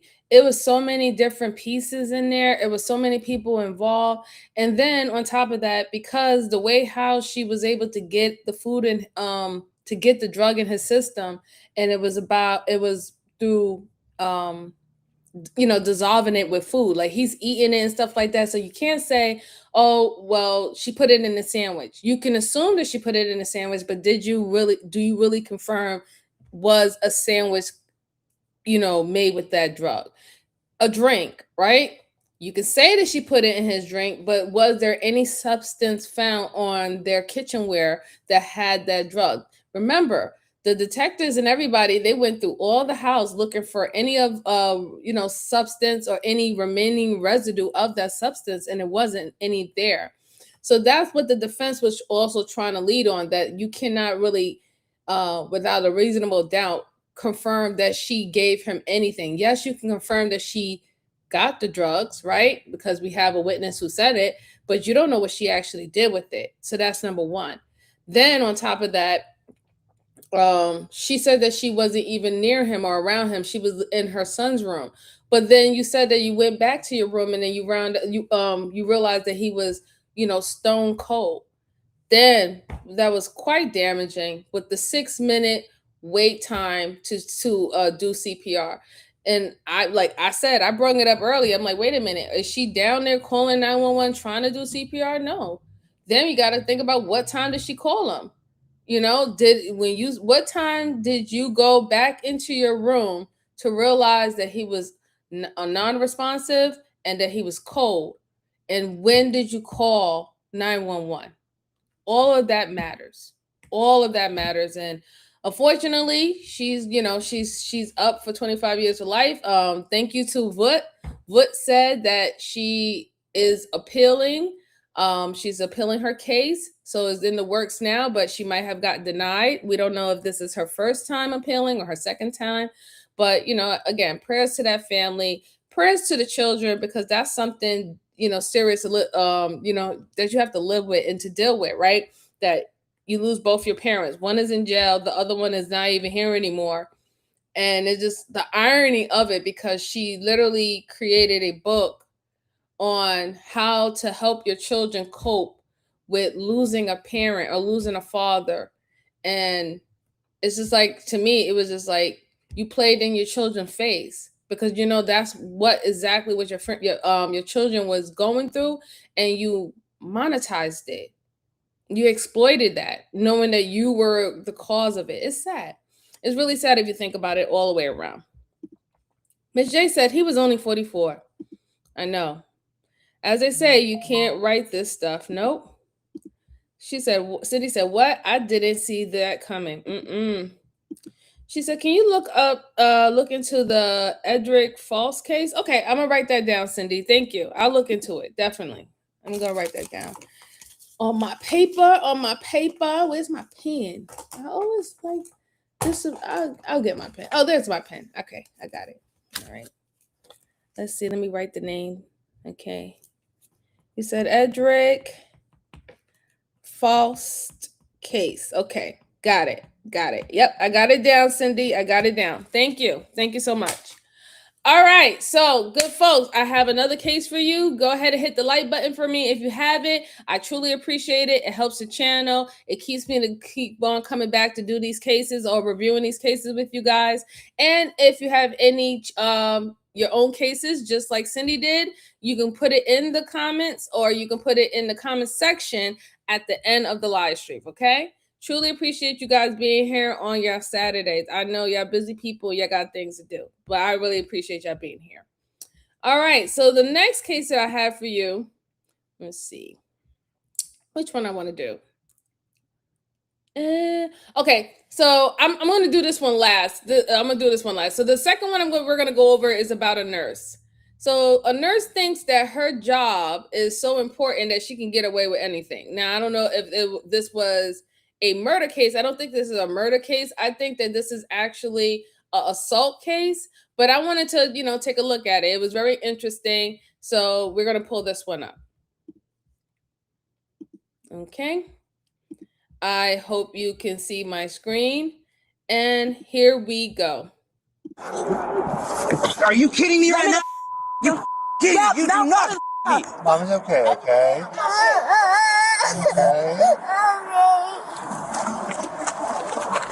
On the grass. I am pregnant, and Mom will say so long. This high-risk arrest of a woman who is 5 months pregnant began hours earlier, but officers had no way of knowing just how chaotic this night would soon turn out to be. The following is based on official police records released to date, and the footage has never been seen before until now.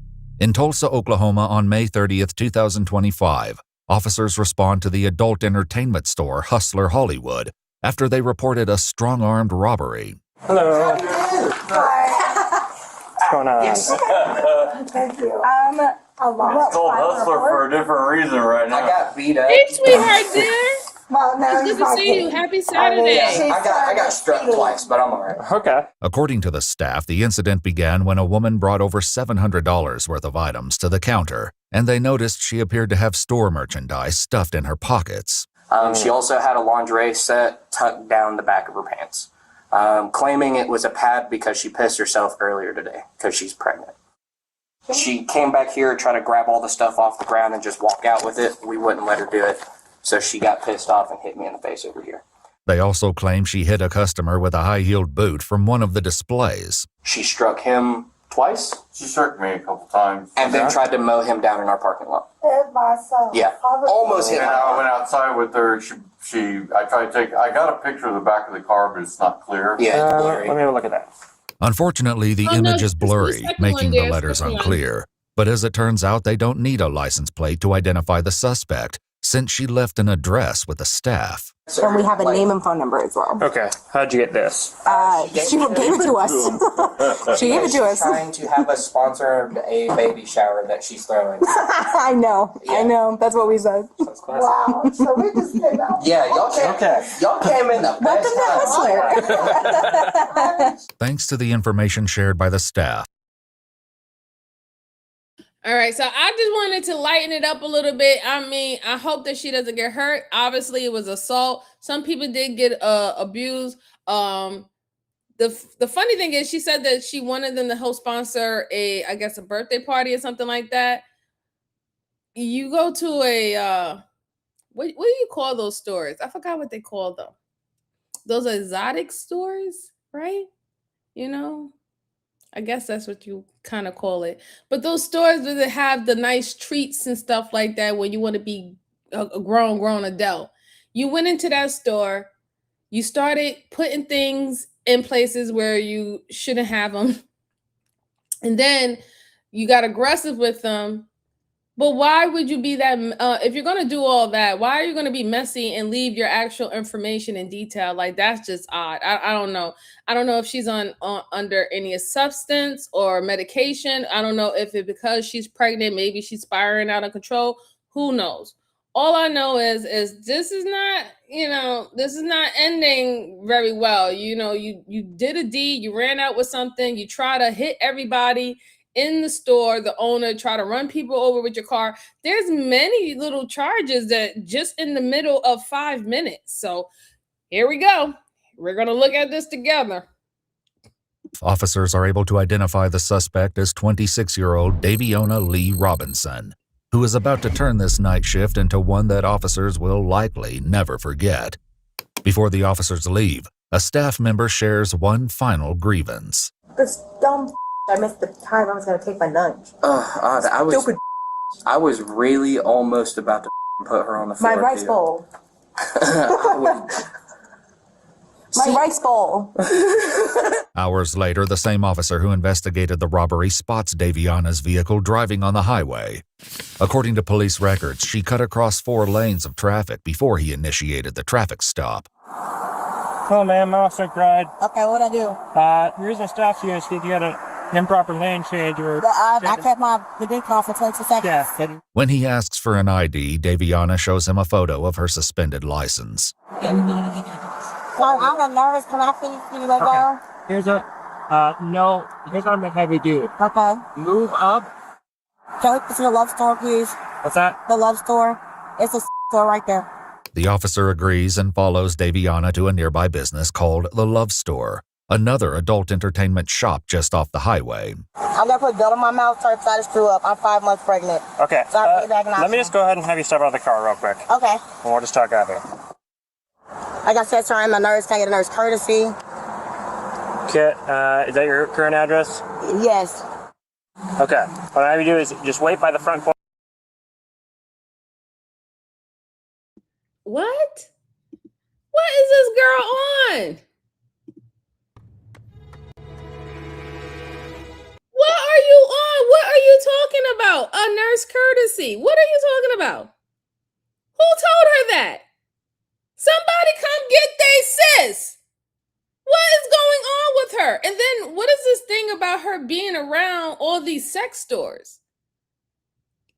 Ma'am, you just said you what, like 5-6 weeks pregnant? What you doing?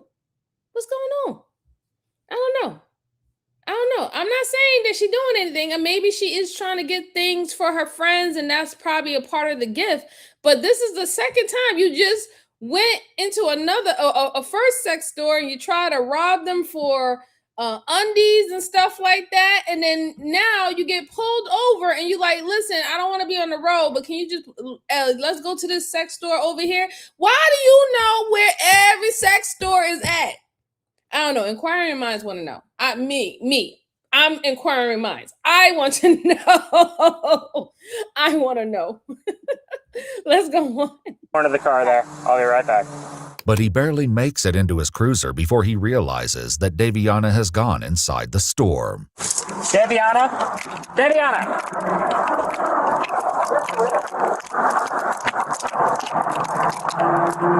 Daviana, stay out here.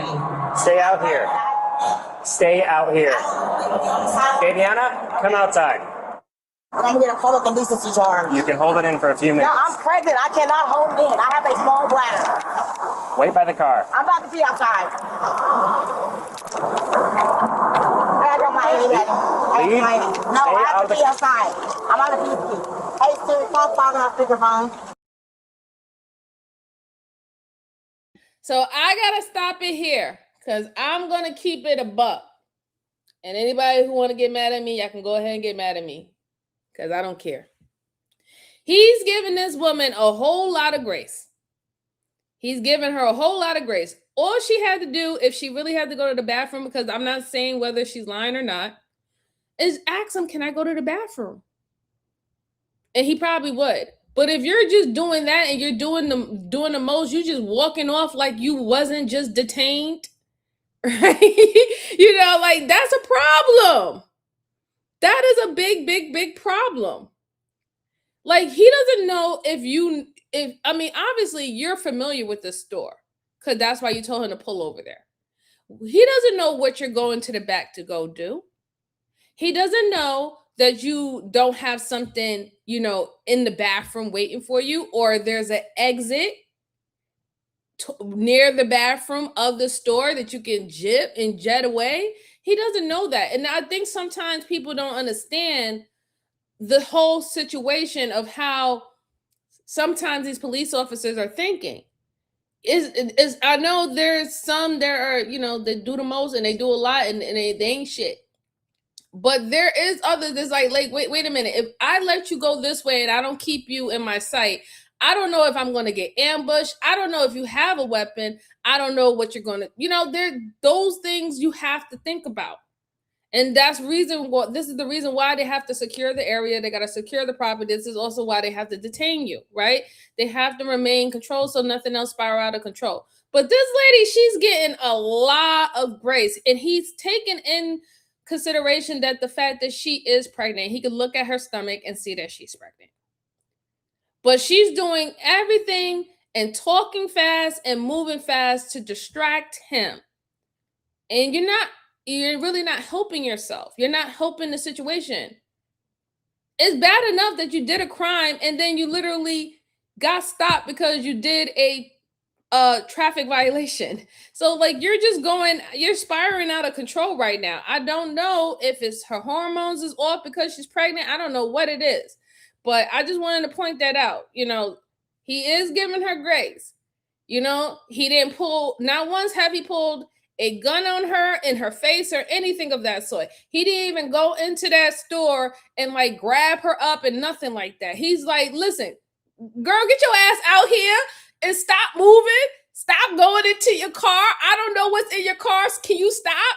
He's literally trying his best. He's just, I don't think he was ready for this night at all. I don't think he was ready for this type of night at all.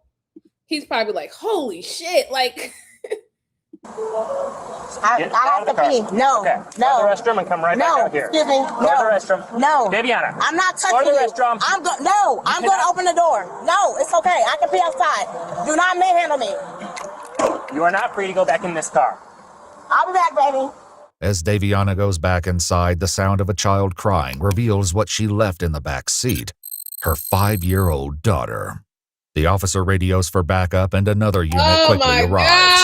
So, traffic stop. I told her it's because she crossed over multiple lanes. She's actually a larceny / assault with a dangerous weapon with her car suspect from my last call. Okay. And I just happened to get on the highway and follow her out here. Okay. Is there a back door she's going to run out right now? No. So the lady just opened that up and let her in there. So, and she's got a little kid. Right. But she has also got a little kid in the back of here. The two officers enter the store together to take Daviana into custody. Thank you. Hey there. Go ahead and put your phone in your pocket, please. No. I just want y'all to think about this. Hear me out. Y'all let me know if I'm wrong. Did at any point did she inform the police officer that her 5-year-old daughter was in the back of the car? I didn't hear her inform that she had her 5-year-old daughter in the back of the car when she got stopped at the traffic light. I haven't heard her say anything about a 5-year-old daughter when she got out the car initially and went to the store. And even when she came back to get whatever she wanted to get out the car and was arguing with the police officer, she didn't mention her 5-year-old daughter. The simple fact that the only reason why now they know that there is a child in the back of the car is because he has his listening ears on. But remember, she's a nurse, right? She's a nurse and she needs nurse courtesy. You know, she don't have a current active driver's license, but she still has her nurse ID and she deserves a nurse courtesy as well because she is 6 or 7 weeks pregnant. Yeah, I don't think so. Absolutely not. Absolutely not. I don't even know if she really is a nurse. I don't know. But let's go on. I'm not asking. Put your phone in your pocket. Thank you. Turn around. No. Why am I being arrested? Why am I being arrested? We will explain that when Why am I being comply. arrested? Why should you be arrested? Why am I being arrested? You have not read me my friend rights, and I am a nurse. 21151. I've done nothing wrong. Okay. And my daughter's in the car. Okay. So, like I said, now you're in cuffs. Oh, now her daughter's in the car.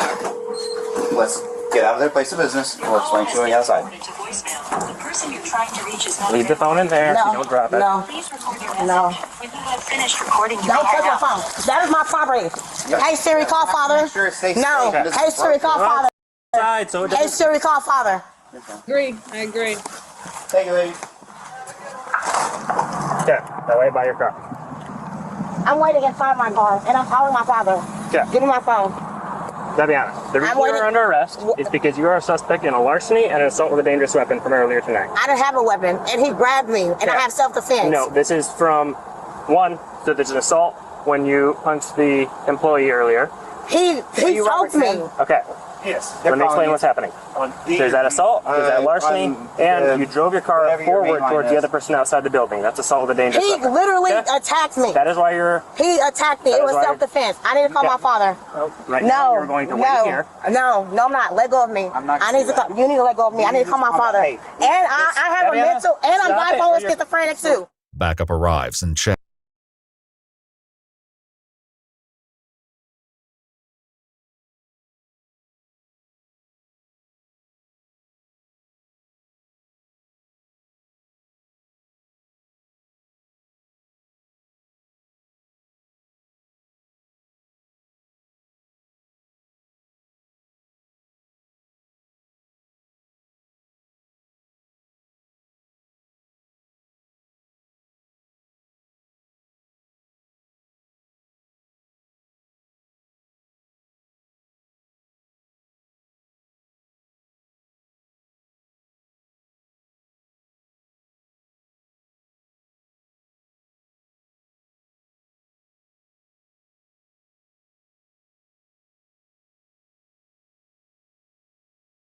I'm sorry. I'm talking and I forgot I was on mute. I apologize. For what I said we could definitely tell that this woman is bipolar or schizophrenic. I don't think she's she's lying about her mental illness because she's a nutcase. She's definitely a nutcase. Okay. But what I was just saying is that if the store owner, the initial one, if he assaulted you first, you had your phone in your hand and glued to your head. Why didn't you step outside of the car, outside the store and call the cops? And the cops could have met you on the scene to find out what this altercation was about. You didn't do that. In fact, you left. And then what I was also saying is, you notice how she didn't deny that she stole something from the store. When he was reading down all these things, she didn't say one thing, no, I didn't do that. She just said, no, he hit me first. Oh, so you did commit larceny. This lady right here.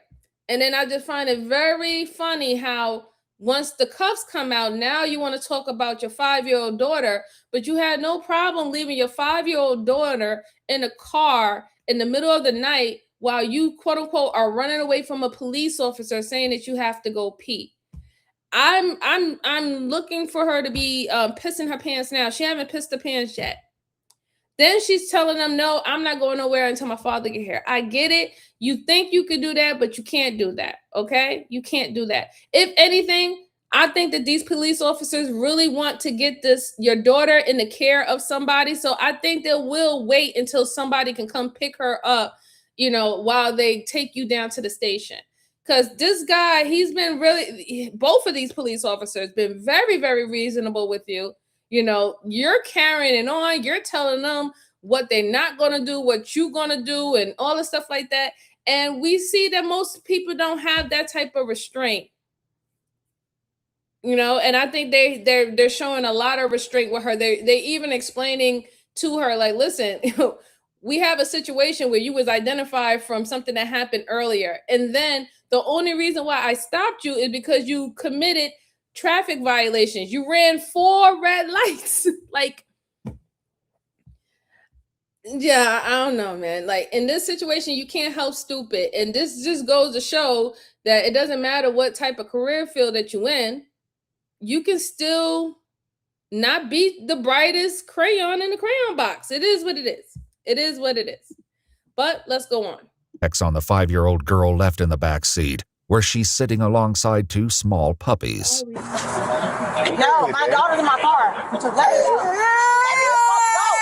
Let your puppies out here. Mommy's okay? She's okay. We just have to talk to her to figure out what's going on, right? Okay. Hey Siri, call Father on speakerphone. Where are you going? Stop it. Where are you going? Let me go. That's my daughter back there. Let me go. I am a nurse. Then now let me go. Not to behave no, like this. That's bull. Y'all have me arrested in front of my daughter. That is bull. Give me up. No, I cannot sell the girl. I can get hemorrhoids. No, let me go. I can get hemorrhoids. I'm not sitting on the concrete. I'm not sitting on concrete. No, let me go. Let me go. Let me go. Officer with the wrap, please. While waiting for backup to arrive with a wrap restraint, they hold Daviana against the front of her car, where her next move catches one officer completely off guard. Do you mind getting off my foot, please? No, let me go. Okay. You want me off your foot? Are you kidding me right now? Go. Kidding? Yep, You no, do not me. Is your problem? Let me go. No. Let me go. Don't you I'll do it again. You better stop. I'll do it again. You better not. Let me go. No, I cannot. You okay? I am pregnant. I get hemorrhoids. I'm a little scared. No. Okay, No, we'll I'm take not. care of I you, can get okay? hemorrhoids. I will file a motion. On the grass? I am pregnant and my placenta is low. The officers move Daviana to the grass and attempt to keep her restrained on her side. Meanwhile, her daughter is comforted and distracted. What are your dog's names?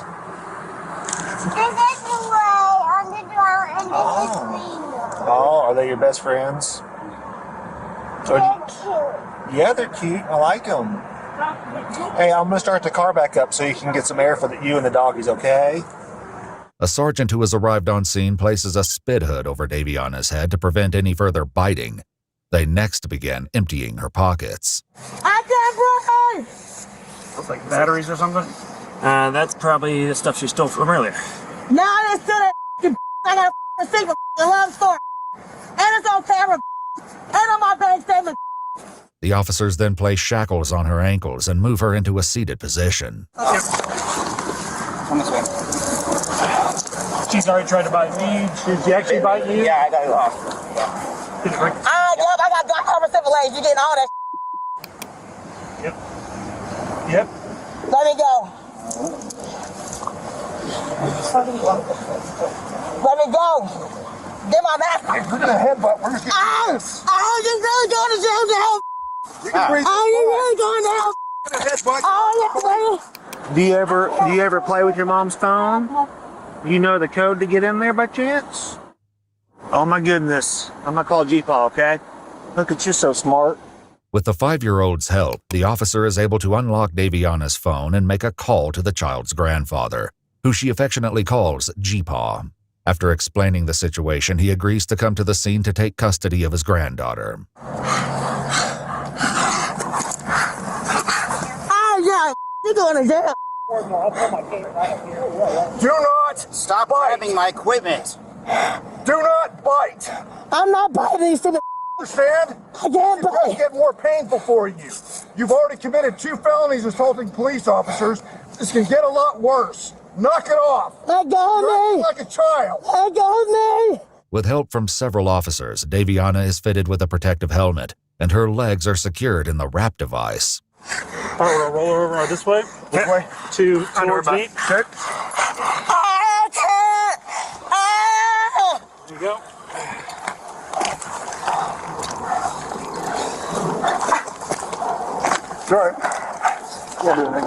The rest of the wrap is then secured to her upper body, but the officers decide not to tighten it over her stomach. I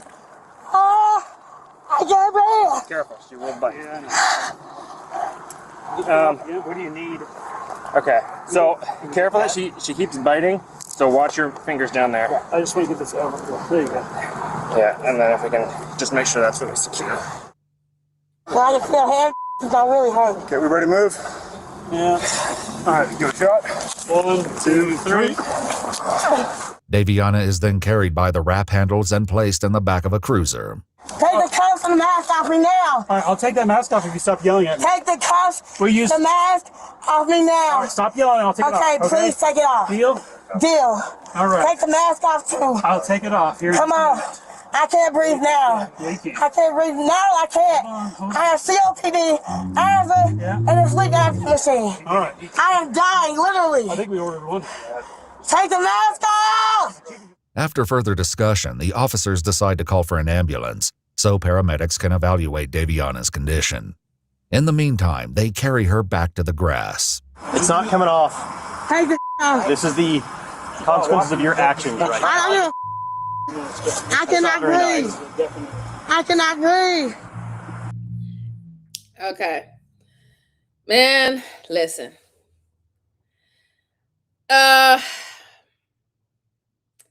I'm a full loss of words, really. She's supposed to be a nurse. One of the things that she should realize, knowing that in her state, you shouldn't be fighting with them at all. I wouldn't even chance it. Even if you think that they're doing something wrong, you should be thinking about the well-being of your unborn child. But then again, you didn't think about the well-being of your 5-year-old daughter either. So yeah, I guess I'm asking a little bit too much in this situation. And then she's, you're spitting. People, I'm gonna tell y'all something. Stop with the spitting, okay? I don't care. Don't spit at law enforcement. Don't spit at medical professionals. Don't spit at the military. Don't spit at civilians. Stop spitting. First of all, that is very, very disgusting. Despicable. And it's also a crime now because that's bodily fluids. Nobody knows what you got. She just said a whole word vomit saying that she got this, that, HIV, STD, STI, whatever. And I know she was saying all of that just to scare them, thinking that, oh, I don't want to touch her because she got all of that, right? No, this is why we walk around with gloves, latex gloves, all right? But stop that spitting stuff. If you spit, you're gonna get that mask put on you, okay? Do you know how many police officers that they don't show on the news who die because somebody, whether it's an EDP or a homeless person, and they're trying to arrest them or detain them, and then they spit on them, and it gets into their eyes or it gets into their mouth, they spit in their mouth, and now the police officer is in the hospital for months and they end up dying because they don't know what that person had, please stop doing that. Stop. It's beyond disgusting. Just stop. Don't do that. Don't do that. But I'll say this. All of this could have been 100% avoided, and that was on her part. They would have had never went to that lengths. In fact, these particular police officers decided that they didn't want to do that. They didn't want to do none of that. But she was not having it. She was trying to find any way to get out of this situation. She was trying to do anything, say anything. It's bad. I feel really bad for the 5-year-old girl. I really do. I feel horrible for the 5-year-old girl. This is very traumatizing for her to experience. She doesn't even know what's going on with her mom. All she knows that her mom is screaming and carrying on. Seems like she's in pain. Seems like she's hurting, and it's in the middle of the night and she's looking at all these random ass strangers coming in her face and she don't even know who they are. It's very traumatizing. Very traumatizing for a kid. But you can just tell, she doesn't care. She wanted to get away with stealing at this point. She wanted to get away with stealing, and everything and everyone was on the chopping block for what she wanted at this time. It's sad. It's really, really sad, man. K3 said, it really does seem clear she's having an episode. I know they're being quite gentle as far as president goes, but to chastise her behavior when she clearly doesn't understand makes me sad. Well, here's the thing. She could be having an episode. I agree. I don't know her mental state. I don't know if her hormones are off or anything of that sort. But one thing I will say is that a lot of things that she is doing is intentional. Okay? People who are having manic episodes or any, mental episode, a lot of them don't even know that they're doing it. She is well conscious of what she's doing. Everything that she has said and done is a way to weasel out of this situation. Okay? So I understand what you're saying. However, there are signs of intention and behaving intentionally in this way. Let's see. Right. That is the most disgusting thing you can do. I agree. K3 said, I would just retain her as calmly and strongly as possible and keep telling her to remain calm. She already said that she has schizophrenia, so we know she's probably out of it. Yeah, but we also don't know if she ever been diagnosed of schizophrenia. Like when I was just being facetious when I said that, I believe that she does have a mental illness, bipolar or whatever not, but we don't really know if she does, right?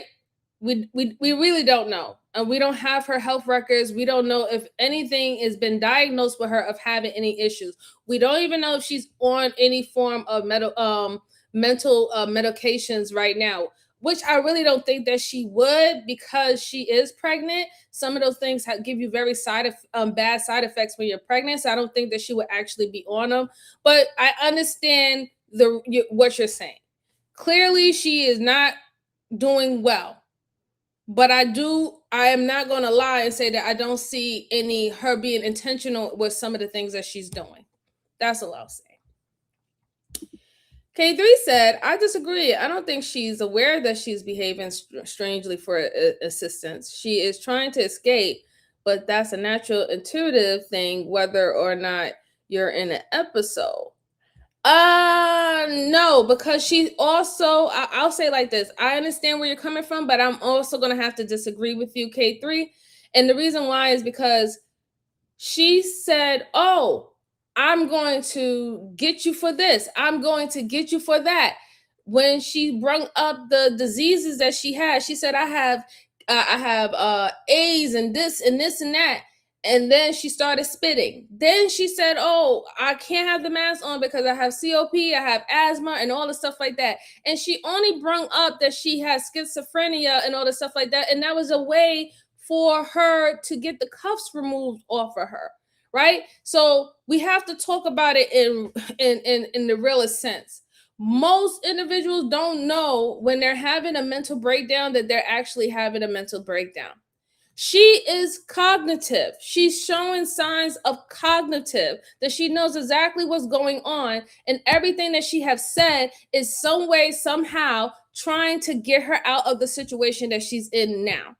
That's why I can't buy it as she's not aware about what's going on. I just can't buy it.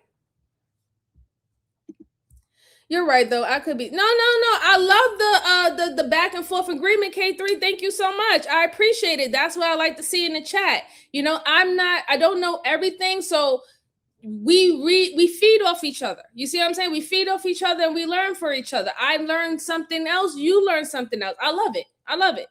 Thank you. I'm sure there are a few women in this chat that have been pregnant, and we did not do this, did not even entertain acting like this. Look, I'm a mom. No. And that's like I said, I don't know if she has anything going on. She could be having something going on. But yeah. Let's see. I'm speaking from the perspective of someone with. Oh, okay. So now I understand you a little bit more, K3. I understand. Thank you for sharing that. You didn't have to, but I appreciate it. Thank you for sharing that. So you're talking from someone of kind of knowing how that feels. So thank you. I appreciate that. Jay Shaw said yes, especially if she has a child. Mm-hmm.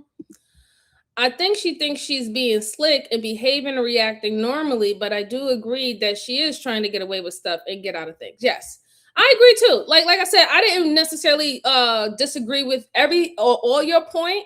I was just pointing out that I see her being intentional. But I appreciate the dialogue. Thank you so much, K3. I really do appreciate it. Thank you. Let's go on. You can talk, you can breathe. No! You bit an officer like an animal? I don't Okay. I'm a nurse. I don't give a about fighting one of my buddies. Not gonna lie. It really makes me happy and shows your remorse. Another officer checks on the employees inside the Love Store, who happen to be familiar with Daviana.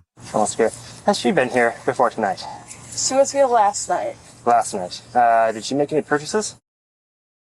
I know she took some stuff. I don't know what, but Yeah, so she did steal some stuff yesterday too? She had a few squares in her pocket, and she went out to get her card and came back in, and they were flat. Okay. And I did have her take a few things out of her pocket. Once paramedics arrive, they secure Daviana onto a gurney and transport her to the ambulance. If she gets a hold of you, you're going to lose a finger. While the paramedics begin their evaluation, officers start searching her car, where they find more than they expected. Yeah, this might be some stuff. I'll bring it over there. It's got some like lingerie in here. Okay, that's probably going to be it. And that'll be open container. According to police records, the bottle of pre-mixed margarita was sitting in the front seat cup holder, and it's half empty, leading them to assume Daviana may be under the influence. This all has tags on it. Oh, that yeah, might be from it? Okay. There you go. I'll tell you, that's weird stuff. Yeah, we'll bring. But this is all like more like cosmetic stuff too. So, like you said, that she probably just shoved that in this bag. The officers also find a pair of fuzzy black handcuffs and what appears to be a bright pink vibrator.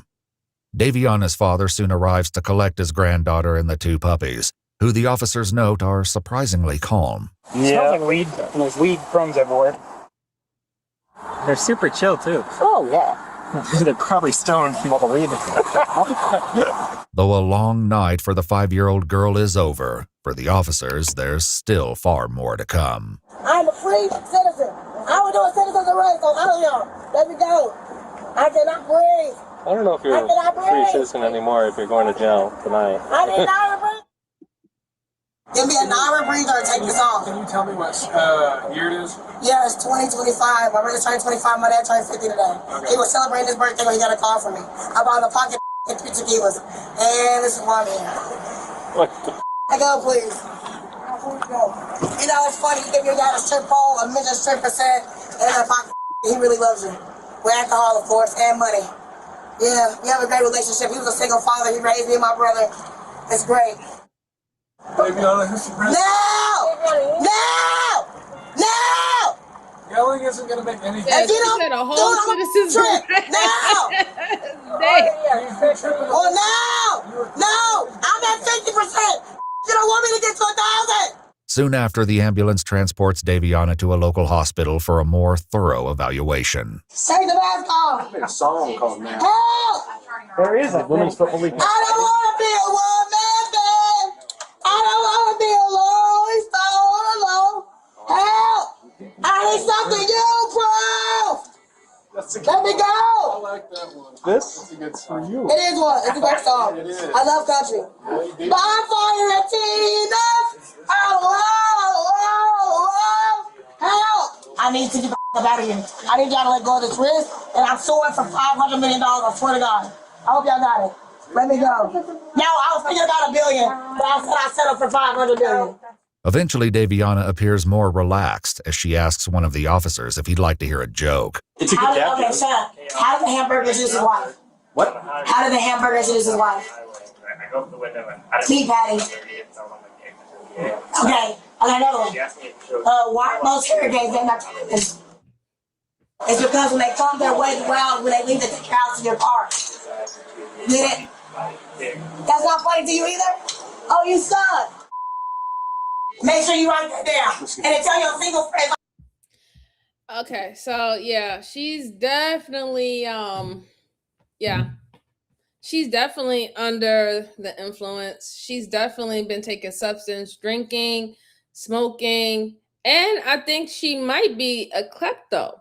I think that's what it is. Cause it seems like she has a thing about going to these sex stores and getting their little, the little items that they little hang there, like the ones that you can grab at the counter. Like she's into that, and she hides it all in her car, like under the seat and stuff. She just might be a klepto. There's a lot of people who are kleptos. Like they just have to take something. Like they just got an itch to take something, and she might be that person. Yeah. She is kind of funny with Miss J. She was kind of funny with the meat patty, the meat. Yo, oh my god, that. And then the singing. Oh please, lady. I don't know. Like I would tell you not to quit your day job, but you ain't gonna have a job after this. I don't know what to tell you. I don't know what to tell you. Cindy said, "Oh my God, remember us saying that I said that she's done this before. The puppy's being calm and the kid being calm tells." Yeah, that's what I'm saying. Like you could tell that she had other stuff from like I guess throughout the day or even a couple of days ago. And the fact is that remember I said she knew that sex store, and this is why she told the police officers, "Can you pull me over to that sex store?" Right? And then just so happened the clerk said, "Yeah, she was here a day ago and she did steal, and I was able to get her to remove some stuff out her pockets." See why it was very important. Now do y'all understand? Do you see why it was very important for the police officer to make sure that she didn't go any further into the store unless he can control the situation, that she's actually going to the bathroom, right? She knows that store. There could be an exit right near the bathroom stall. So if he was just to let her walk in and not know what's going on, she would have dipped and ran and left her daughter in the car and try to, sprint out, as fast as she can. She would have done that. But I just want to show you why they have to control the situation. This is one of the reasons why they have to control the situation. It's imperative. It really is.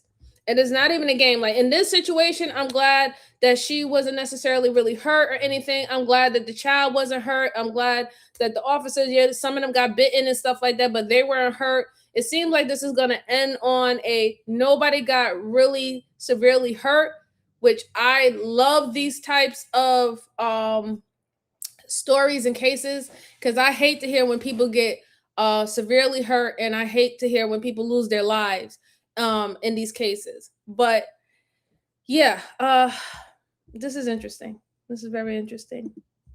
But did she say she stripped for her father? No, I think she was talking about her mother. I'm not sure. Like, she was talking about somebody, and then she said her father was a single father, and he raised her and her daughter. Oh, and her brother. That's what she was saying. And see. Klepto of X Toys. Yeah, yep. There's so listen, people who are klepto, they have their own little fixation of things that they like to take. Some people like to take toothpastes, some people like to take toothbrushes, weird things, this little weird little gadgets and stuff. They just have an itch that they have to have it. Let's see. D, I must have. Oh, she was talking about. Oh, you talking to Cindy? Okay, so let's see what else happened. We're almost done with this one. I'm too. Hey, can I please get a nurse? My brother's single. Send him my number. Hey, can I get a nurse? But the situation escalates once again after Daviana seemingly attempts to bite a security guard standing at her bed.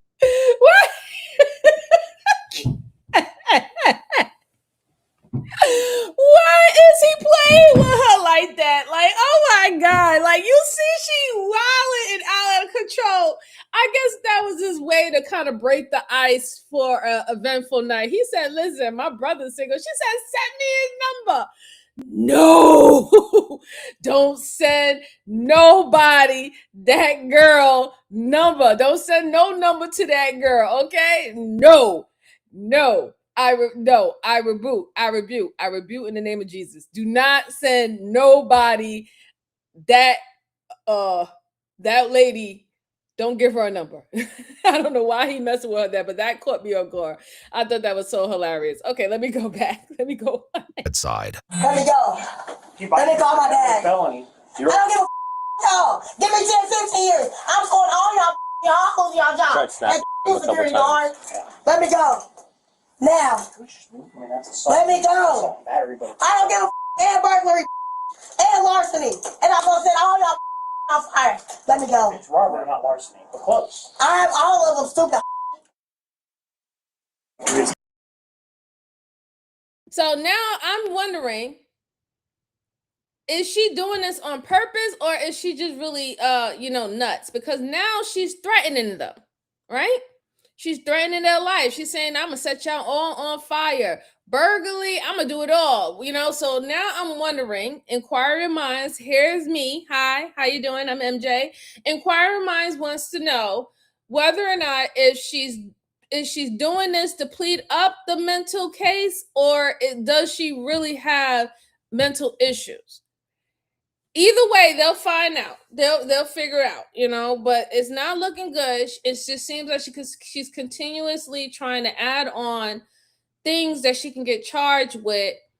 And I'll probably take back my words a little bit. I think that she doesn't she's aware of certain things, but I don't think she's aware of how serious the situation is.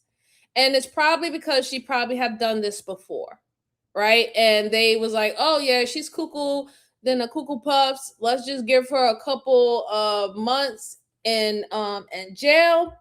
If anything, put her on probation, make her do community service, and that's about it. I don't think. Ms. J said purposely. Hear her words. Yeah, I'm hearing them. I'm definitely hearing them. That's why my spider sense is tingling right now. Let's go on. There we go. That's his fault.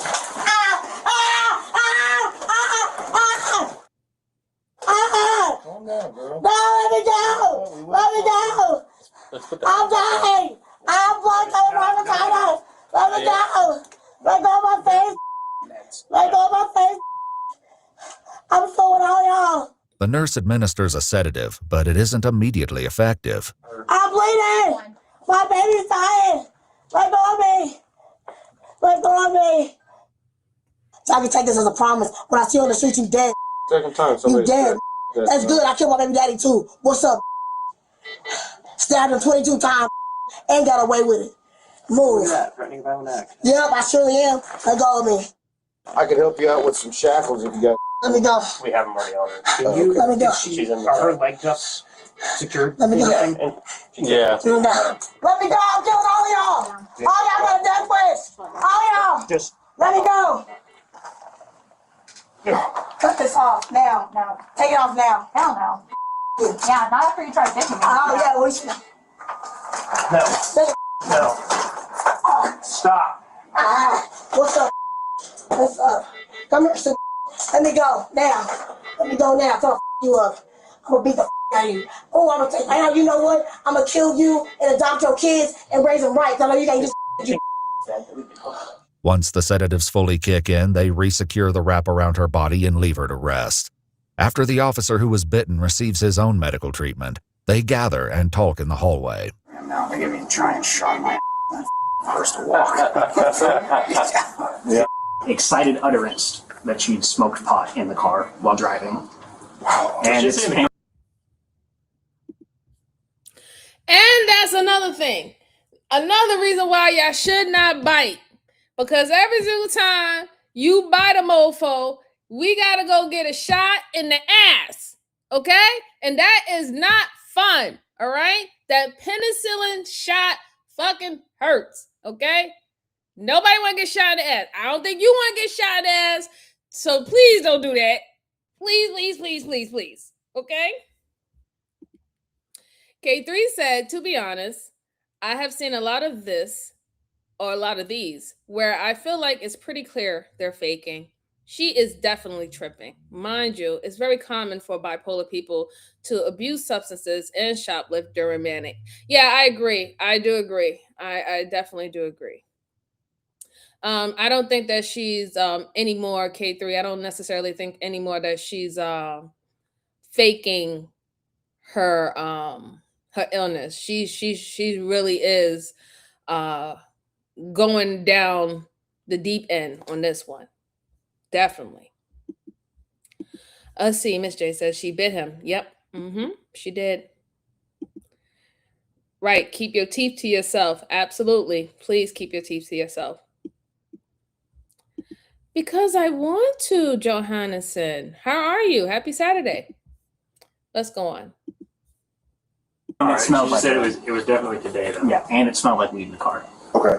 I even noted that. I even noted Technically, that. she insisted to us that she had smoked pot and used fentanyl today. Yeah. So Smoked pot laced with cocaine, fentanyl, and heroin. I will edit the nightly and let the majors know. So Jimmy Christmas. When Daviana wakes up, they remove her restraints so she can use the restroom. Given the option to return to the wrap or willingly move to a wheelchair, Daviana chooses neither. I think she's on too much drugs. I have a problem with my last loop. Isn't that what started the problem? yeah, we gave you the option to get up. I don't give a damn. You should not be telling me I'm pregnant. Your legs aren't pregnant. Ow! Get that off my head. I'm not wearing that. Get that off my head. I'll be hurt. Careful, we can, Oh that my god! Oh my god! that can be loose. This is just to keep her forward. Ow! Once she's secured, they roll her out of the ambulance bay, place her in a transport van, drive to the jail, and physically carry her into the holding cell before removing all of her restraints. Poor kid she's pregnant with now. Brain's gonna be scrambled. The police report makes no mention of the results of any drug or alcohol testing, or the health and status of her unborn child. That's why she bought so much. She had a speeding ticket. There we go. The streets are safe once again. No one will be stealing vibrators on our watch.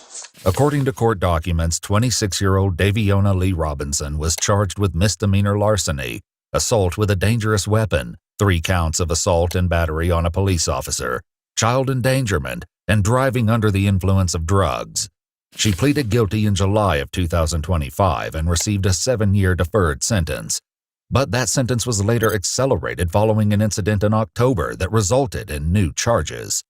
In February of 2026, she pleaded guilty in a new case to grand larceny, obstructing an officer, transporting an open container, and failure to use a child restraint.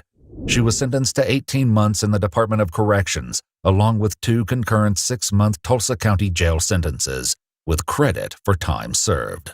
Watch our full videos as they were originally made, with no randomly muted words or details cut.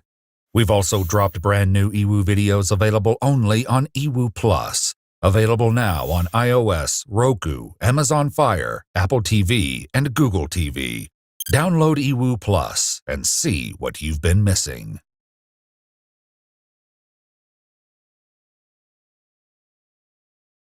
Y'all go definitely, and shout out to EWU. Y'all go check out their hold on one second. Y'all go check out their channel and check out their cases. I love their stuff. That was a wild one. That was really a wild situation. Unfortunately, yeah, she's excuse my French, Miss Joanne. She's batshit crazy, and she was at it again. And I guess, third time is a charm.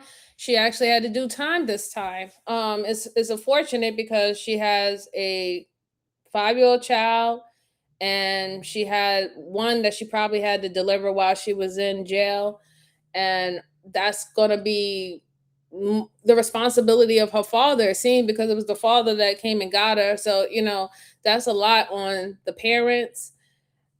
Yeah, man, listen. And those police officers had one hell of a night. You can tell that they was not expecting any of this, at all. They were kind of shook. They were kind of shook themselves. They did try to make light of it a little bit, per se, going back and forth with her with some banter. It's sad. It's really sad. I hope that even while she's in there, I hope that she gets the help that she needs. Obviously, she do need a medical evaluation for her mental state. It doesn't seem like it's up to par at all. And I think for the safety of the children, she should not have access to her children. Not at this time. Not until we start seeing better results from her. It's sad. Definitely sad. Miss J said, "You not stealing toys on my watch." Man, she wanted them toys. She wanted them toys. She wanted that rabbit. That rabbit. She was like, "Rabbit, where are you? I need you, rabbit. Where are you?" She wanted that rabbit, man. She really did.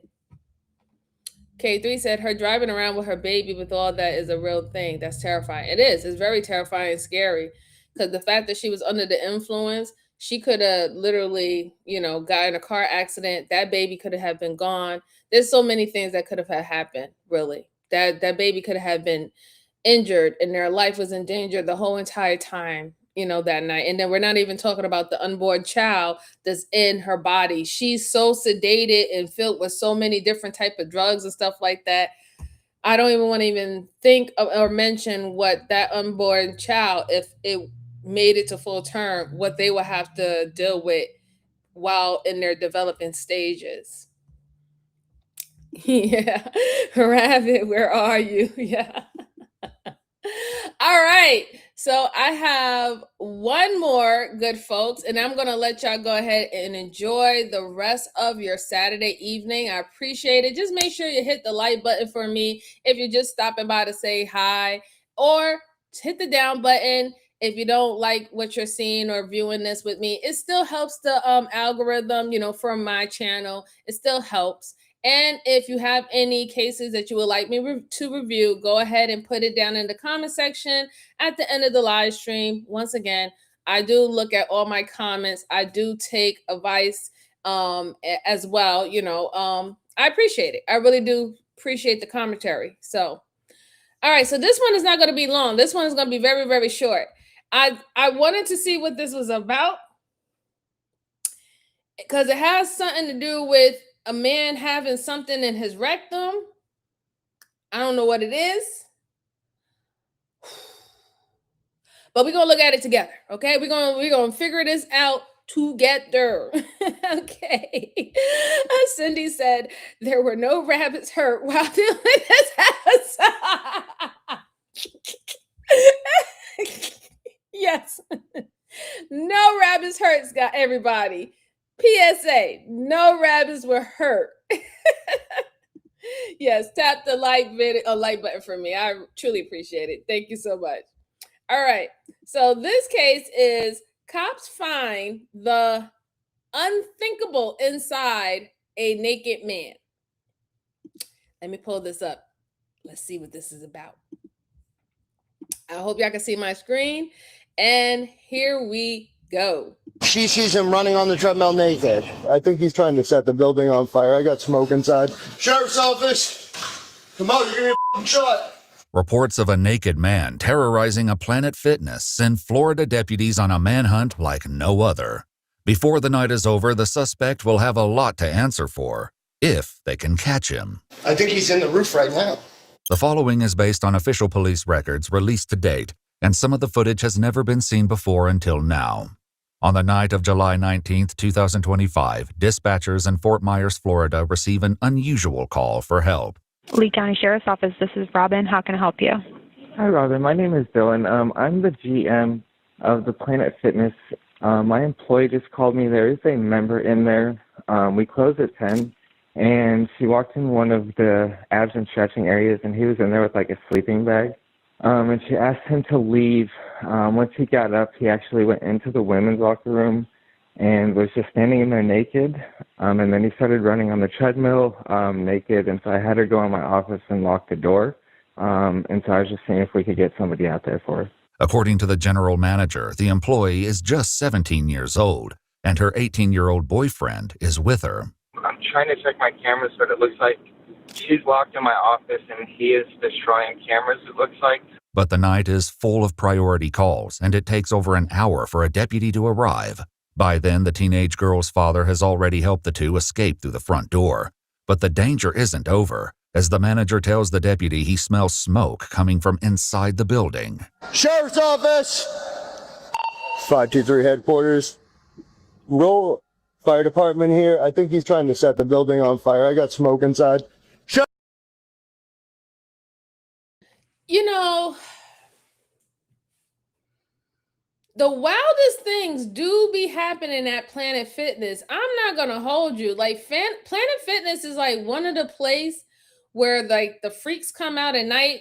Don't get me wrong. Like I have a membership there, but I only use that when I'm going out of town and I'm not sure if my other or my primary gym is in that location. And if I still want to get a workout, then I have a membership at Planet Fitness. But whoo, it's the stories and the things that happens in Planet Fitness. It's like going to Wawa, right? It's like going to Walmart, right? In which I call Walmart like AKA Wally World. You will see anything and all things at Walmart. And Planet Fitness is one of those places. One of those places. So the thing about this is it was very dangerous for that young girl. I'm glad that she had her boyfriend with her that was able, to be there with her while she's working the late night shift. You got a grown man in there, and it seems like he's now sleeping there. He doesn't want to go home. He's running around naked. He wants to go to the women's room instead of the men's room. And I think the reason why behind that is because if she was to go in there, he can grab her, anything of that sort. Then now when he knows that he has been found out, he's literally trying to burn down the whole Planet Fitness. Like, we're going to see what else is going to happen, but already this is already a wild, wild story. Sydney said, best Saturday ever. Your girl Tone said, an hour is crazy. Yeah. Mm-hmm. Sheriff's office. Where is he? Everyone else get out. Everyone else get out. The deputy clears the hallway, passing locked tanning areas and 2 empty massage spaces before spotting broken ceiling tiles outside the locked camera room.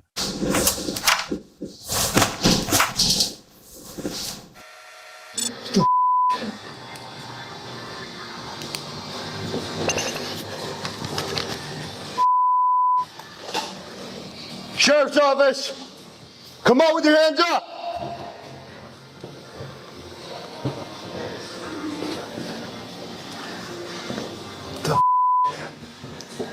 Bad 2-3. I got a fire in the men's locker room.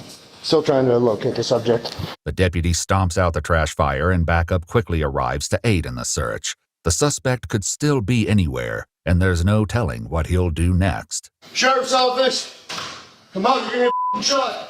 I think he went up to the roof.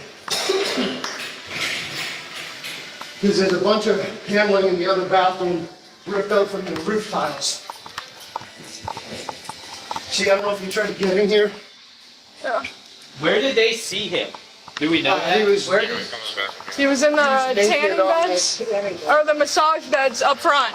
He's definitely looking like he's trying to get into the roof. Multiple locker rooms with him tearing out tile. I think he's in the roof right now. This came.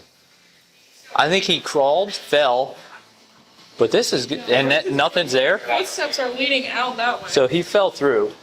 He keeps falling through. Yeah, he fell through here. Employees check the surveillance system, but they don't see the suspect anywhere and can't tell which direction he's gone. We think he's still up there. Really? Yeah. I think he's in the ceiling right now. Who's he? There's somebody? Hey, what do we need for that? Somebody. Yeah, homeless person.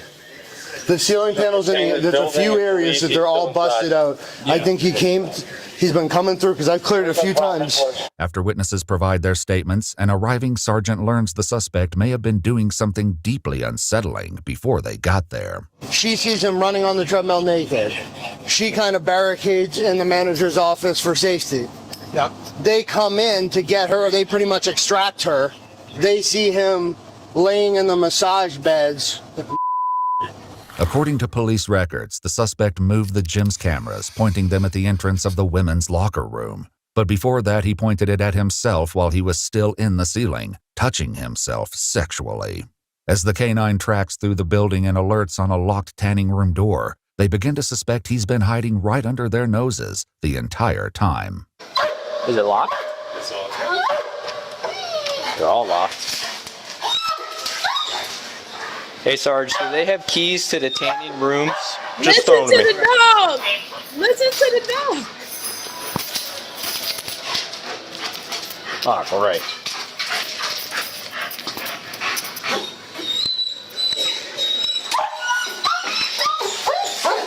Right there. Let me see your hands. Let me see your hands. Let me see your hands now. Let me see your hands. Crawl out or you're gonna get bit. Crawl out or you're getting bit. Crawl out now. Get up. Get up. Face down. Get on the ground. Face down. Get on your face. All the way down. All the way down. All right. Don't move. That's a good boys, Coey. Yeah, that's a good boys. Once the suspect is secured, they escort him outside to a cruiser and call over paramedics to evaluate him. He'll soon be headed to the hospital, but for an entirely different reason that no one could have seen coming. All right. You speak English? What do you speak? Spanish? What do you speak? He speaks English. All right. I'm going to put this on your arm, okay? He speaks English. Speak. Listen. You need to talk right now. You're done regardless.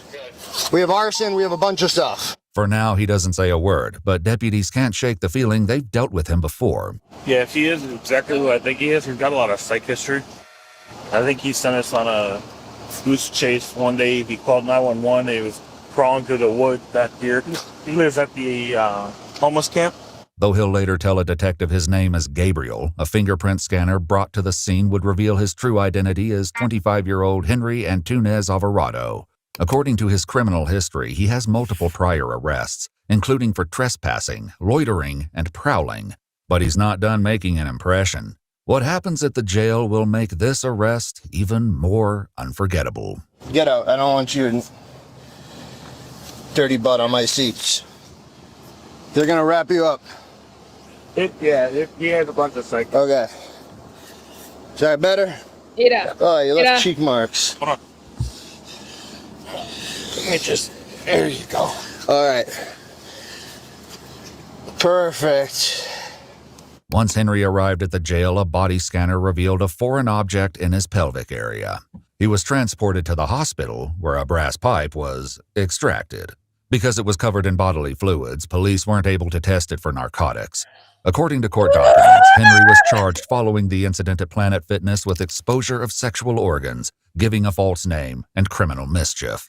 Following the discovery of the pipe, he was additionally charged with introduction of contraband into a county detention facility. He pled no contest to all charges and was sentenced to 364 days in jail, with credit for 201 days of time served, to be followed by 2 years of probation. Oh, I'm still on. Bye, people. To access more of our content, including extras such as raw footage, actual case files, and unseen details, you can join us on our Patreon. Join and see what you've been missing.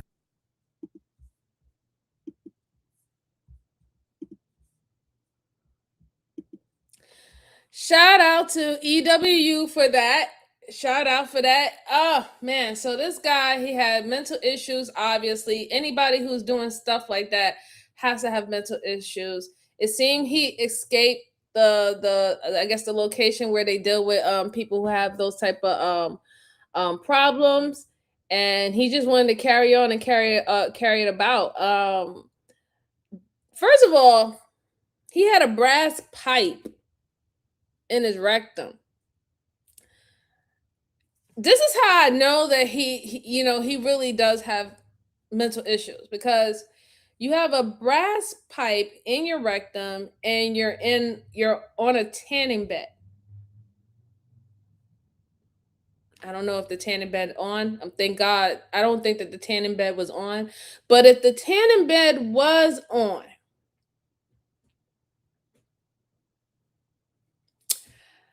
that was going to be interesting. That was going to be really, really, really interesting if a tanning bed just so happens to cut on, especially the one that he's laying down in. Yeah.